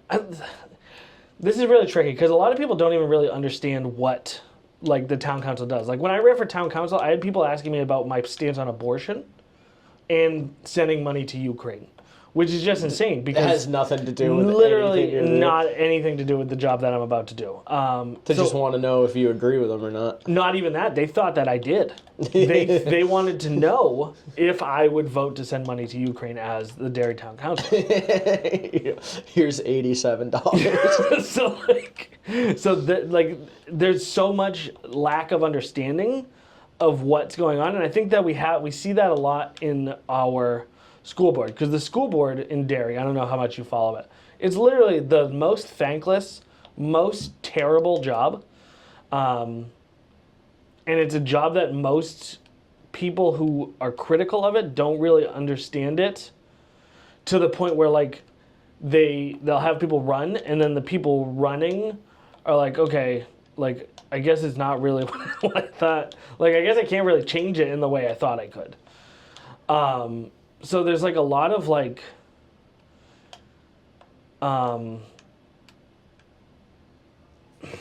there's just like a lot of low-level drama surrounding like the most basic sort of things. That's fun though. And you're always going to find people that hate you no matter what. And you're always going to find people who agree with you no matter what. Just for no other reason than to agree with you or hate you, right? So like I've seen like, it's almost like the WWF, where like you see, you like see people take the turn where like people liked them, they agreed with them on everything because they were saying they you know, they're sending money to Ukraine, right? But then all of a sudden there's like a turn, and they're like, "Oh, you've been corrupted now by whatever." There's no, they didn't want to get the Derry Demons new helmets. I know personally, all of the town councilors, none of them are corrupt. They're all just doing their best. New Hampshire is a very unusual state because we have I want to say the third largest legislative body of any legislative body in the world. So we have 400 and something. And if someone didn't know, someone in the audience per se wasn't too sure what a legislative body was. So like like that, like, so our House of Representatives is 400 people. Okay. Our Senate are 472, I think. Our Senate is over 100. So like our legislative body, like the amount of people who like need to vote and do legislation is like the second or third largest on the planet. That's crazy. And so, but they get paid nothing. You get $200 a term as a representative, which is a big problem because the only people who can be representatives are rich, are wealthy people or old people. Yeah, like people who have the time to do it. And so those demographics are overly sort of represented in New Hampshire politics, and so you end up just hoping that old rich people are overrepresented in all politics. That's a good point. All right, that's a good point. They're just trying to politics. But I don't think that you have corruption. I think you have a lot of people who truly believe that they're doing their best. It's just like if they happen to think that, you know, America is secretly run by lizard people, and they can convince enough people that they're sane, that they'll get the job, and then now they're actively fighting against lizard people, you know what I mean, taking over further. It sounds like an American hero. Yeah, exactly. Do you remember, so you know Exit 1 in Manchester, obviously? Yeah. Where that DraftKings casino is? Yes. Before that was there used to be a, I don't know if the sign's still there, but there's a giant, like, video board sign, and there used to be a guy who would just, yes, he owned it, and he'd just, like, write, like, councilwoman whoever is a corrupt fucking terrorist, and that. Do you know all about that? Yes, yeah, so that guy, what was that guy's deal? I can't remember what his name is. That guy is awesome. He took that out, and like that's the cool thing about local politics is that these people have an outsized, like they have like an outsized part of your life. Like most people blame the federal government for everything. Mm-hmm. The federal government, realistically, like by the time all of their decisions, everything trickle down to you, it's really very small. The big things that impact you day to day are all handled at the local level, and nobody votes in those elections except for like old people and rich people. Yeah. And so like you have this like system set up where everybody cares the most about the stuff that affects us the least and cares the least about the stuff that affects us the most. Isn't it depressing when you start way at the top and then you just slowly fall down lower and lower? Yeah, it's a analogy for local politics. But what's cool about local politics is that there's so many like personalities.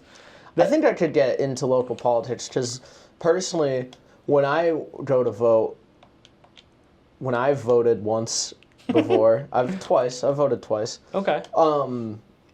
The first election I was old enough for, I was in Ohio and still a New Hampshire resident, and I didn't get my out-of-state ballot in time. So then I was like, I'm not going home just to vote. But the last 2 times I voted, so you have all the lower level ones that you didn't do any research on or you don't know anything about, and I'm just like, well, that's a cool name. I'll vote for that. And then, so maybe I might be able to swing some votes, dude. You definitely could. My first election, I ran against the incumbent that had been in office for 30 years, and I lost by only 12 votes. Damn. And I actually ended up becoming friends with him, Brian Chiricello. I had him on my podcast not that long ago. But yeah, I lost by 12 votes. And there was only like 140 votes in the whole, like only 140 votes total. That sucks, because I bet you knew 12 people who didn't vote. You'd be like, hey man, you could have won me an election. Yeah, I didn't really think about it like that, because honestly, now that I'm past it, like I was not ready to do it. Have you seen that? It's honestly for the best that I did not get that job. Have you seen that Curb episode with the local election? No. So Larry's going to go vote. And then he sees a guy in line, and he's like, hey, just out of curiosity, can I ask you a personal question? And he's like, yeah. And he's like, who are you voting for? And he's like, oh, Davis or whatever. And he's like, oh, I'm voting for Gardner. He's like, we cancel each other out. And he's like, oh, yeah, I guess we do. And he's like, you want to, that was dumb. He's like, you want to just get out of here? And he's like, yeah, sure. so they end up just leaving because they're like, whatever, we just cancel each other out. And then his candidate that he knows personally loses by 1 vote. And everyone saw him leave. And he's trying to explain it. He's like, no, we cancel each other out. You don't get it. Yeah, that's a lot of local politics is dumb shit like that. Did you ever see Parks and Rec? Yeah. So that could be us. That is literally... That could be me and you in local politics, baby. I actually have a script written for a first episode. You could be Leslie Nopes and I could be that guy... Not for Parks and Rec, but I have a first episode script of a show that is based around local politicians like running against each other, and just how sort of, because when you're doing it feels so absurd. Like, yeah, you know what I mean? Like the big one is like I had to go stand outside the transfer station. Do you run smear campaigns? You can. Some people did. Some people do. It'd be like, I didn't. I'm too positive. Because it's just like local moms too. Yeah. Like I assume, like you said, it's old people, rich people, and then I assume a lot of like stay-at-home moms. Dude, the amount. And they're just like, you think Kathy Bates can do this? She didn't even bring the right orange slices to the game. I'm in the PTA too, and it's honestly, it can be brutal like that sometimes. I feel like my mom used to be one of the PTA moms. That's got to get cliquey and crazy. Yeah, I mean, they must hate you. It definitely can. Oh no, I mean, I don't. I'm pretty helpful. I'm like, the thing that I noticed about being like a PTA dad is like there's so few.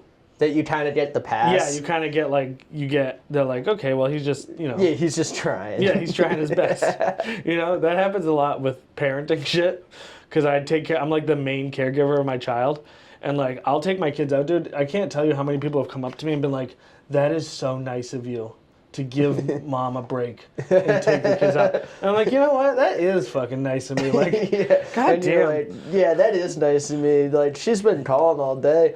Like, these aren't even my kids. She's wondering where they are, but you know what? I'm a hero.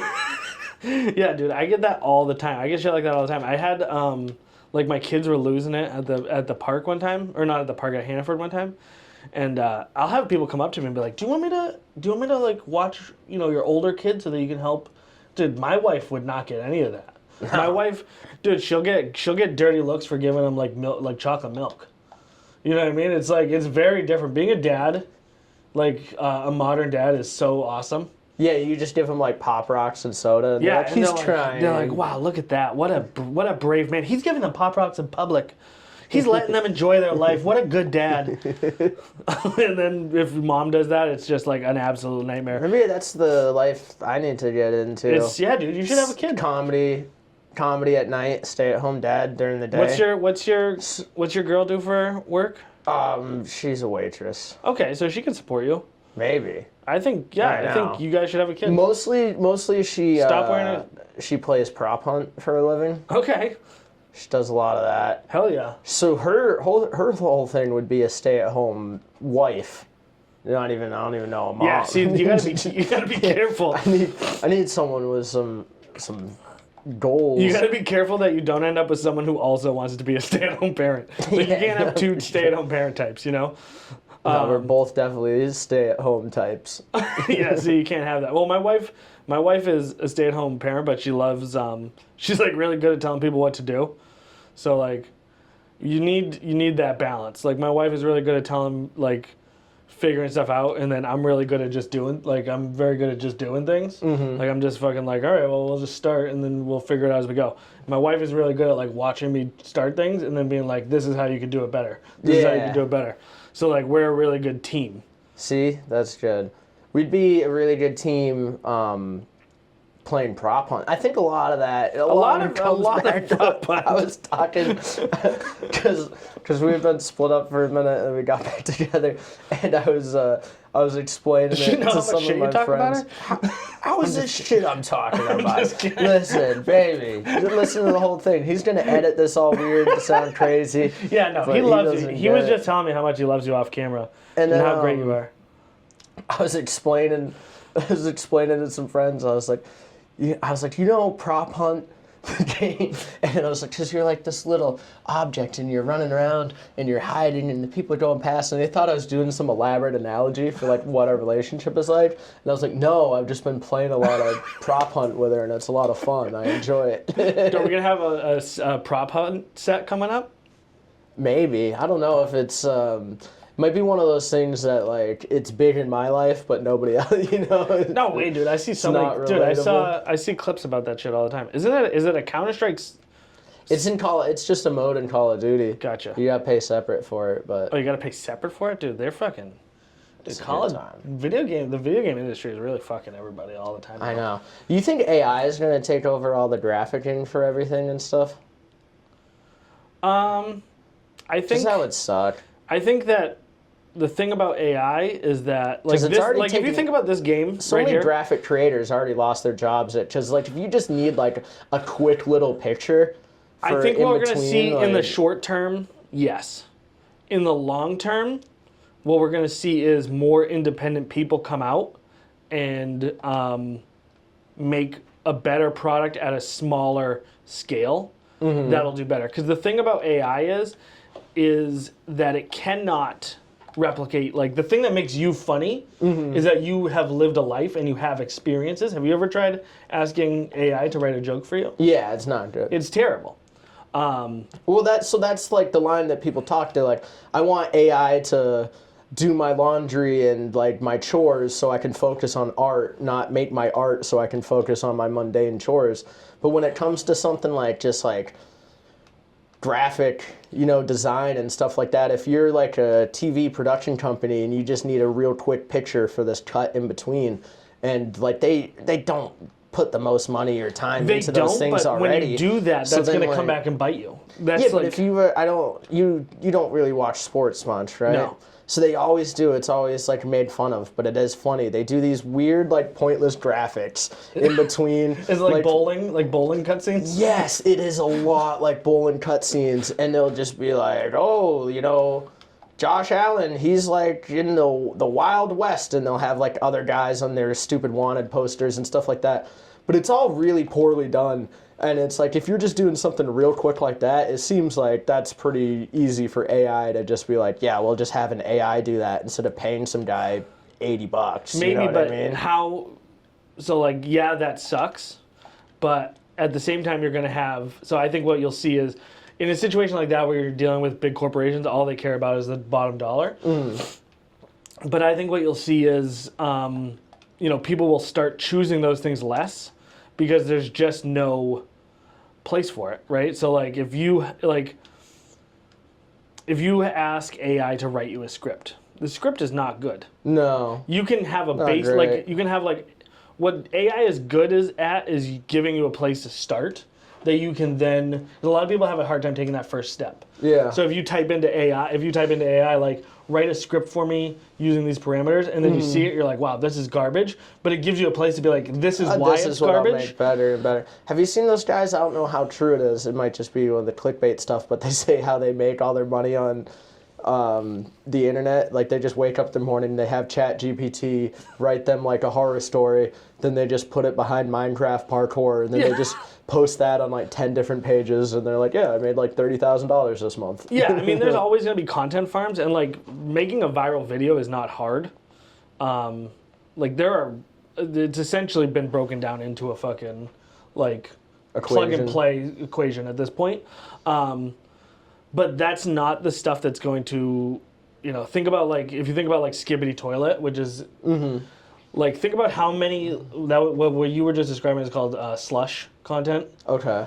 So like, think about how many slush videos you have, but then think about the effect that Skibbity Toilet has had on society as a whole, and that was not done with AI. That was a human being who did it. Yeah. So you're always going to have like that quick fix slush garbage.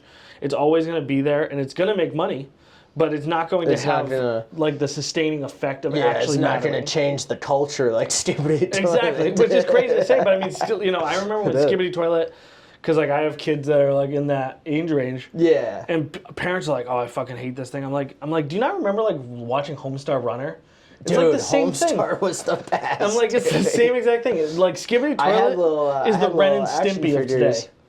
I had little Homestar action figures. Dude, Homestar Runner was the shit. And the Cheetah. When I'm having a bad day, I still go watch some Homestar Runner. Dude, I haven't seen it in so long. Me and my brother used to watch that. Dude, I loved it. Strong Bad was the man. Strong Bad was my favorite. Yeah. The Strong Bad emails were my favorite. Yeah. But yeah, like that's all Skibbity Toilet is the Homestar Runner of our generation. Fair enough. So like, there's always going to be garbage, but then you're always going to have something that, like, when you want real human connection, like what you do on stage, what I hope that this podcast or these videos that I make do. When you want that, AI doesn't stand a chance. And if it ever gets to a point where it does stand a chance, then it is then it's essentially a sentient being, and we're gonna need to reevaluate how we're it terrifies me. You know what I mean? But like this game right here was made by one guy. It's pretty sick. You know what I mean? And like think about how long we spent playing it. But like think about the experience of this versus something like Call of Duty. Yeah. You know what I mean? So I think what we'll see is more of this happening. Okay. As opposed to, because what you're also seeing is like pre-built asset. All of this is built with pre-built assets. So like he just bought an asset pack and then went in and made this and put it together. So like I don't believe that any form of art really is not just the end product. Like I fucked around with AI. I fucked around with AI a lot. I haven't. I got in a drunk fight with a Snapchat AI. I was trying to get it to. See, that should have been content right there. You should have posted that. Yeah. See, I could go back and look at the conversation. It probably isn't great. Probably be like, no, actually, I can't post that. Actually, times are changing. Dude, So my mom's super woke and liberal, right? Almost to the point where it makes her almost a little racist. Dude, your fucking joke about her, sorry to interrupt you, but your joke about her buying the I have a gay son.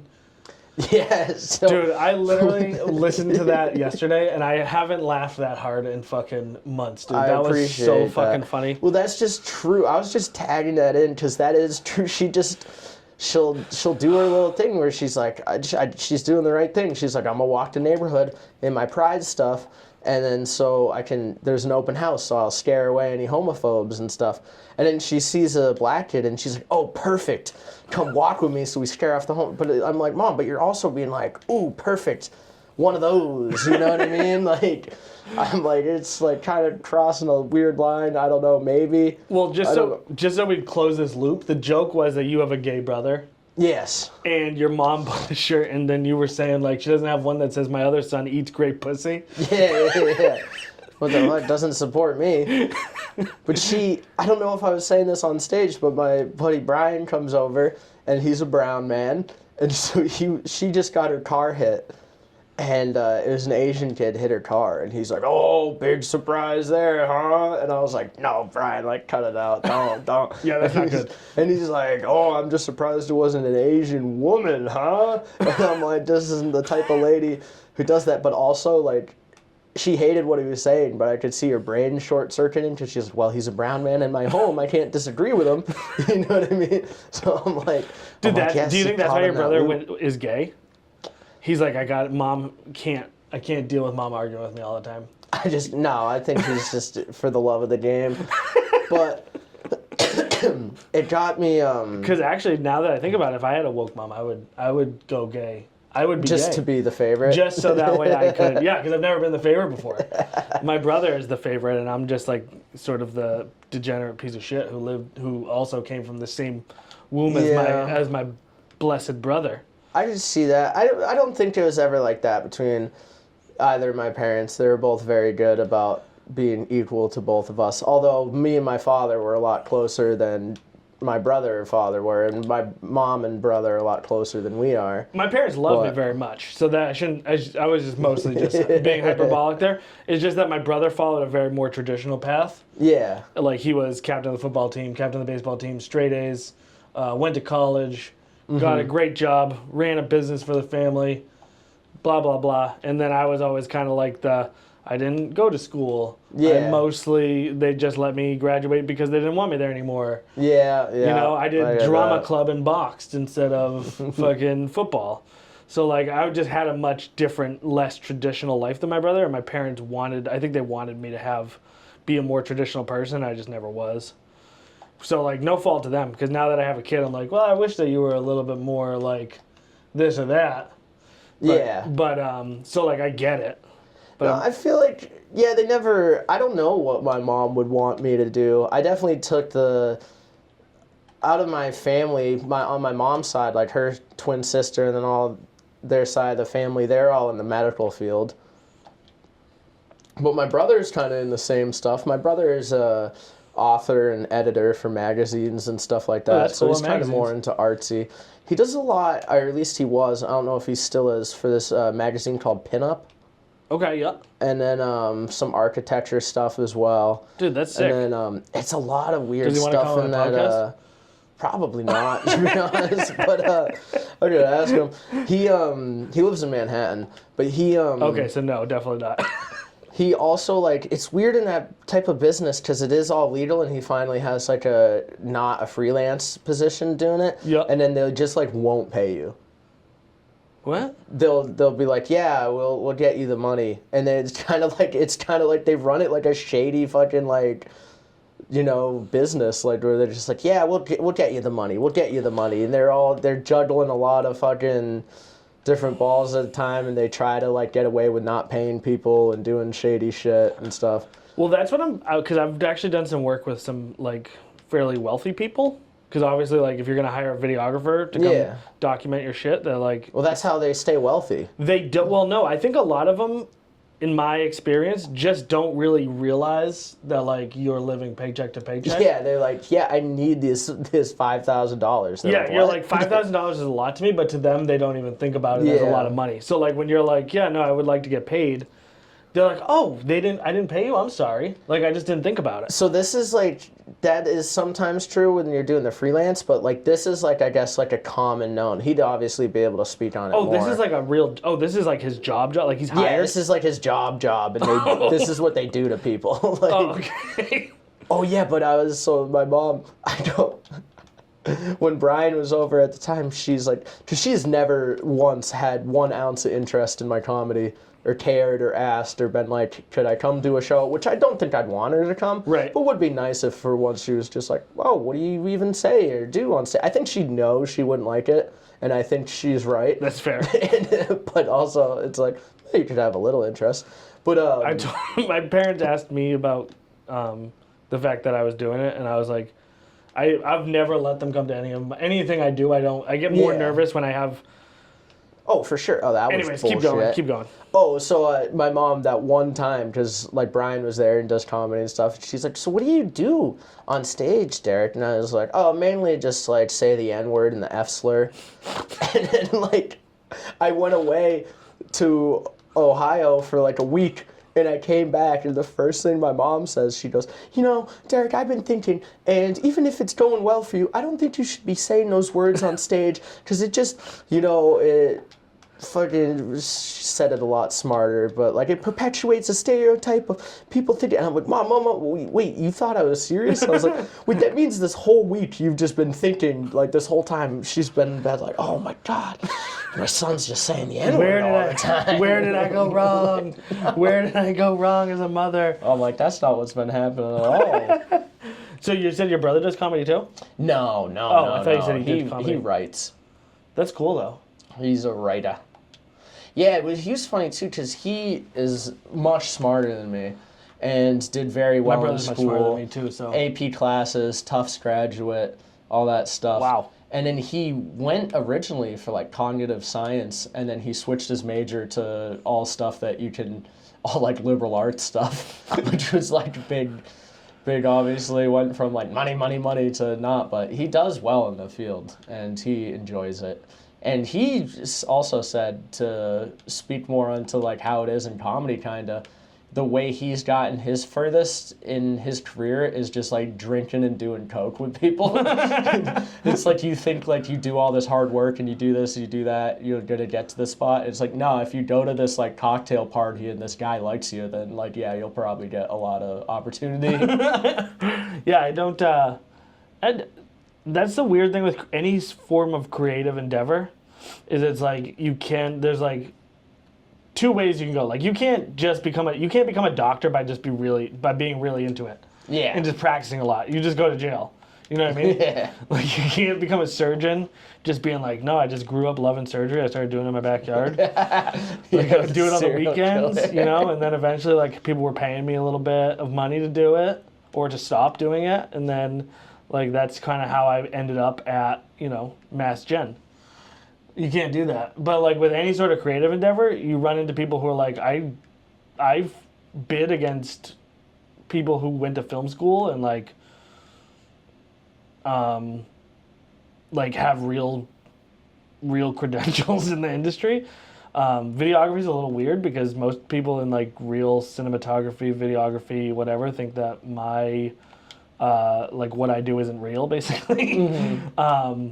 And so it's weird that they get real mad when I gatekeep within their own communities. I think it's just like, I mean, I kind of get it. It's got to be frustrating when you spend all this money and time and like you're doing all this stuff, and then like, me and you put out the same thing, but I made a dick joke and you had like a real serious like thing that you wanted to try and handle, and mine does better. Like that's gotta suck, Yeah. Like I understand how much that sucks, but like that's just, that just comes down to taste, Yeah, and also it's like I still feel like maybe like a if I don't eat I'll starve mentality, but it's like there's so much out there for content in the world that it's like your content doing well isn't taking away from their content right. doing I well, think about it you're more not like, going to see the same, like we don't have the same audience. Right. Well, I think about it a lot more like when you're a vegan, and when you first become a vegan, it's like you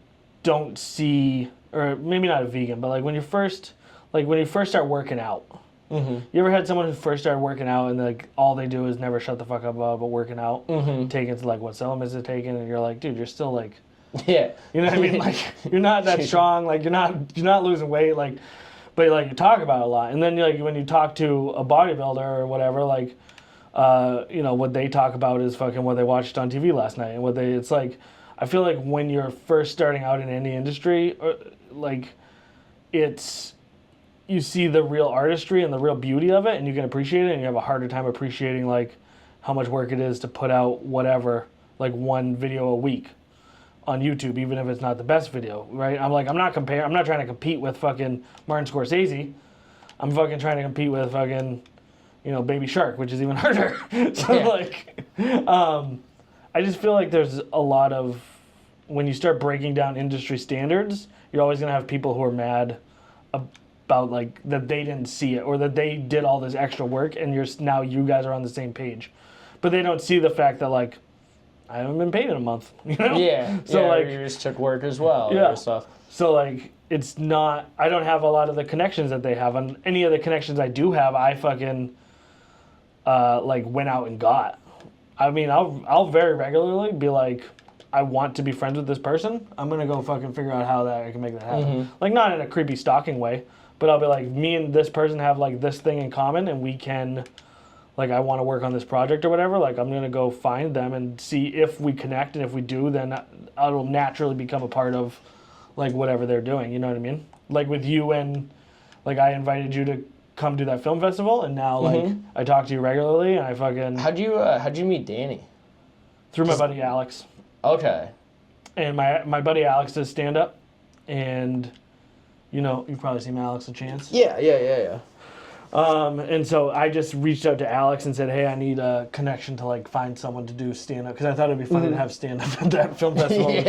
Backfired, but I had fun. Yeah, well, It was a good time. I thought it was too. Also, I didn't realize that I didn't know you that well, and so I probably shouldn't have been so aggressive when I called you up. I was just kidding. I hope you know that. Oh now. no, I know. It was just so funny. Like as a comic, to go and do a cold open is really hard anyway. Even to just be like the first person up there is hard anyway. Then you just like, we were like, oh, we're gonna have this comedian. He does shows all over. It's Derek Zeiba. You're like, what are you doing? Get up here. I'm like, all right, Dad. I'm fucking sorry. Shit. I thought you did great. I thought it was a good time. Laughing that whole fucking Dude, time. what's so funny is what the two people that apparently what they got really mad at was me just saying the war in the Middle East was Hamas. And then I said Israeli bad. I think it was. You made Israeli some bad. really graphic joke about a dick that I don't remember. Oh, okay. See, when you said it was about the Israel stuff, Well, it I was. like, You come said on. something connected to that about penises. I don't remember. No? No, I don't know. But I said Israeli bad. Israeli bad. And then, Israeli bad. what was the Hamas one? It's Hamas. See, I think that's funny. But I don't, yeah. So I apologize for that. I definitely talked about my balls for like 3 minutes. They Yeah, might you not definitely like did. I think that might have yeah. been what did it too. I don't really know. That's a killer though, dude. They don't know. Yeah, well, They if don't I get had it. balls like that, I'd want to tell people about it too. I had this show up in Lebanon, New Hampshire, and it was like a bit of an older crowd. So the front, I'd say like a good I should also take all of the credit for that, or all of like the credit for you doing that, because I told you, just do whatever you would normally do. Like, don't worry about being clean. Yeah, I was gonna do whatever. I was just like, I like that. And you're like, you send me the original message. You're just fucking around, but you're like, yeah, we got this like Holocaust tribute thing, real emotional. We're gonna do before you, and then we're gonna have you come up. And I was like, what the fuck? But I did this show out in Lebanon, and I'd say good like 60% of the audience was really on my side. They liked me. They're a little younger, and they're in front. But in the back corner, like there's like a large group of older folks, older couples that did not care for me. And so I just started doing material and having sex on periods and stuff. That was the one you did at the show. And then I was just like, I was just kept commenting on how the menopause crowd didn't like me, and they just started getting more mad at me and stuff. And I was like, oh, this is going well. But I was like, you know what? I'm doing it. What is that like when... Because, like, a lot of what you're doing as a stand-up is just, like, understanding what the crowd is and then trying to, like, connect with them, right? So, like, how do you build those fast connections, and then how do you know... Like, is there anything you can do if it starts going sideways? So there is a balance, and there's kind of two schools of thought, because I've heard people say, like, you know, don't edit yourself for the audience. Like, you got to be yourself, and you got to be true to yourself. But then there's also a point where you're like, they're not going to like this material. Like, I gotta do something. So, like, there's, like, some jokes, too, that you can have that you know for sure. You're like, if it's going really bad, I can just go do this joke because everybody likes this joke. But then sometimes you get yourself too far. Like, they're not going to like you no matter what. You know what I mean? And then some comics enjoy that. They like digging themselves the hole. And it's like, well, if you don't like them, then like... Just jump straight. You got to just... There you go. Back up. You keep falling here, so I'm just going to coach you through it. You just got to jump straight. There you go. If you don't like me, then whatever. I'm not for you. And they kind of almost enjoy that, because it can be kind of fun being up there where everyone's against you. If you're still having a good time, it can be kind of fun. But it's not necessarily the best way to do it. Probably not the best way to get hired again. But I even hear of like professional comics that are doing it, that are releasing Netflix specials. They're doing it that they'll be like, yeah, some audiences are just not for me, and I know that. Like I'll go there and I'll start my set, and I'll be like, they are not gonna like me, and I'm gonna walk a lot of them, which is like them leaving. Well, Bill Burr had that whole set where he was like making fun of Philadelphia in Philly, and like they didn't like him to start, but then by the time he had finished, he had like pulled him back in, and he kind of talked about how he likes doing that, where he likes kind of fucking up on purpose. Yeah, you dig yourself a little bit of a hole to see if you can get out. Yeah. Because there's something to be said of reaching a status where they're gonna like you no matter what. This is the worst position to be in. Because I can't. Because you can't get down, but you feel like you should be able to. Like you feel like you're gonna be able to use your brain to get out of it. Oh, tough break. Well, you know where the elevator is. Well, that's it for me. Okay. All right. So today we have Snack Gold. All right. Snack Gold Raspberry Frambuesa, a gourmet potato crisp with raspberry flavor. I thought you said you watched the videos. Patatas fritas sabor frambuesa. All right, so no talking. We're not going to talk. We're just going to fucking open these bad boys, and then you give them a thumbs up and a thumbs down if you like them. So you fucking, just like this. I'm going to fucking have to find this edit 120 minutes into this fucking video. Hold on. Make sure I got that. Okay.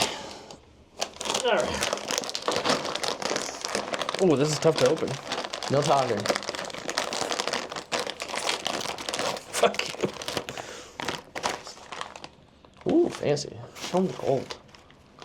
It's gold in there.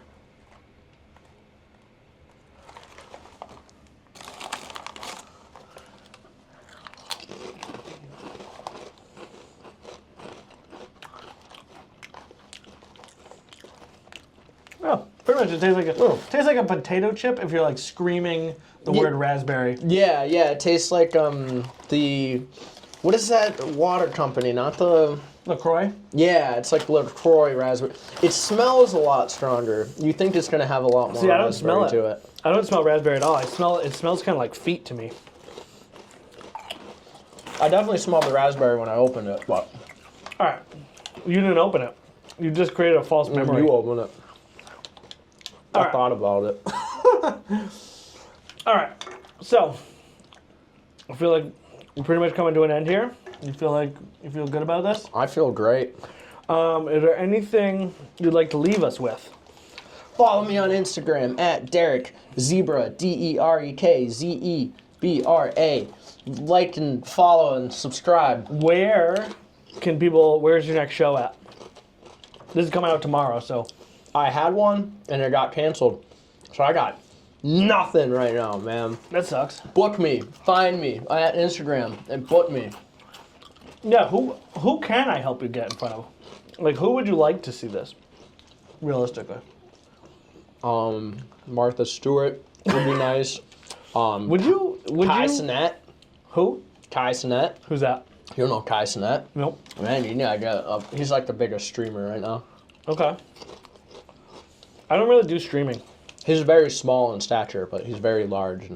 I mean, that's awesome. Kai Cenat, what's he do? What's he stream? I think he started off video games, but now it's just devolved, and he has like he basically has like the modern day version of the iCarly show. I never saw iCarly. You never saw iCarly? Too old for iCarly. They were way ahead of their time. They had a web show like before anyone was doing any of that. Okay. It was a TV show about them doing a web show. And was the web show real? No. It was a TV show about These a web are a show. little addictive. They mostly taste like chip in the beginning. Yeah, they're very good. The salt, the sweet. But From Spain. He just started streaming and then moved a bunch of people into his house that also do that, and then like they stream and make content. So he just goes on these live it's like streams. The Hype House. It's like a David Dobrik situation. Yeah, I suppose. Yeah, and then I think a lot of people still at this point thought for a while like it was just him in his house and like people would come by. Dude, his entire house, like not in his room, is just a huge production studio. Like he's got like 50 people there. He's got producers. He's got fucking sound people. He's got everything. Like it's a whole, like it's probably has more production value than most like late night shows do now. I really wish you had brought this up when we were talking about how like building a community. Like this would have really been a good, situation. Hit me up, Kai. Yeah. What up, dude? Let's go, Kai. Now he's doing T-Mobile commercials with Snoop Dogg. Oh, wow. Yeah, let's go, Kai. Let's get fucking Derek on there. Dude, I bet you, do you think you could take him at prop hunt? Probably not. Yes. Jesus fucking Christ. You know what I mean? I set him up. This is why I yelled at you at the show, because I set him up and you fucking, do you knock him down? No, you drop the ball. Under promise, over deliver. No, yeah. No. You always want to over promise and then over deliver. Well, if I don't have the capabilities to do that. You just gotta fucking, like, believe. In life, you're only gonna get fucking, there's like 8 times. I thought you were gonna start doing Slim Shady to me. No, there's like 8, there's like one opportunity. There's like 8 times to have everything you ever wanted. There's like 8 times where it really counts. Doing the thing really fucking matters. And, like, the trick is to recognize those fucking times. There's going to be a show that you do, and, like, if you're not paying attention, then later on down the road, you're going to be like, fuck, that was it. That was a good opportunity. That was my shot. So, like, you think about it all the time with the butterfly effect, one small thing changes, but you don't think about it when it's actually happening. Exactly. So, like, that's why I try to treat everything I do with the fucking... I try to do it to the more than the best of my ability and fucking just always try to crush it as best as I can, because I don't want to look back and be like, oh, that was the fucking time. That was the opportunity I had that I fucking missed. Especially on the internet where like one clip can go viral and change your whole life. You don't know what clip that's going to be, but it will happen. So like fucking everything, you should put everything you have into all of them and do more than you think you're even capable of, because when that time comes, when you have that fucking shot, then you need to be aware of it. You heard that, Kai? You there you go. Prop hunt. You're going down. There you go. Dude. You're going down. There you go. Why would you have 21 Savage on your stream? I don't even know this guy. Who's 21 Savage. 21. A rapper. I know. I've heard of Derek Zeiba more than I've heard of 21 Savage. Yeah, exactly. You hear that, guy? No, this is your target audience, right? Something to think about. Something to think about. All right, guys. Thank you so much for watching today. I really appreciate it. If you liked this, first of all, go follow Derek. All right. I know he can be intimidating because he's very attractive and he's very funny and he's very cool. And so you think like, there's no way he's gonna want to be my friend. But fuck, dude, I managed to become his friend, kind of. You know what I mean? I managed to become like a hanger-on. You could also achieve this status if you put in the effort. 2, if you fucking love this content, if this is the kind of content that you just gets your rocks off, do me a favor, sign up for my Patreon. It's $2 a month. For $24 a year, you can help support the greatest content coming out of New England. I say that with full sincerity. I know I'm the best. I still need to show everybody else, but there's going to come a time you're going to look back and you're going to say, you know what, I wish I had gotten on that ship sooner. And like, that's actually why that's why I see Derek up there trying. I know how funny he is. I know how good he is. And that's actually why I'm trying to fucking help him out now. Is so in the future, because I know that he's destined for great things, that I can be like, well, no, I knew, and I fucking hopped on that ship early. You know what I mean? That's why I'm going to offer him fellatio before he goes home. He's a leech. Exactly. I'm going to fucking leech onto him. I'm going to grab onto him. I'm not going to let go. I'm going to be, and then I'll be there at the top with him. And so you should try and do that too. By giving me $2 a month today. If you don't have any money, I totally get it. There's no benefit to signing up for the Patreon. There's no extra content. There's no secret content. There's no bonus videos. There's nothing. Everything I do is completely for free. It's a shameless cash grab. It is. The only reason you would do it is because you want to fill your tummy with the warm feeling of having known that you helped me get there. And all of the money that I get goes into production. So our friend Danny P is actually the beneficiary. My goal here, like I said multiple times, is to create a community of people who are doing big things.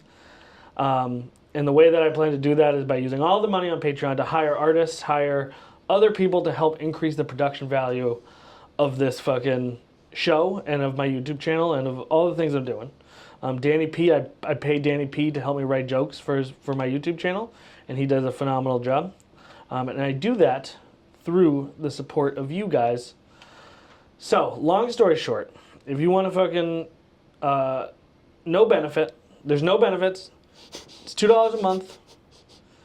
Warm feeling in your tummy of helping support someone who is the definition of a starving artist. I'm very hungry. I offered Derek.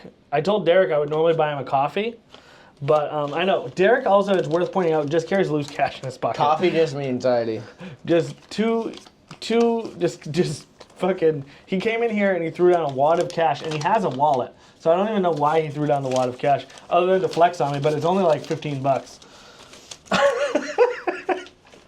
So guys, sign up for the Patreon. If you don't, that's totally fine. But if you don't, just do me a favor, subscribe, like. If you want to come on the show, feel free to reach out. I'd love to have you.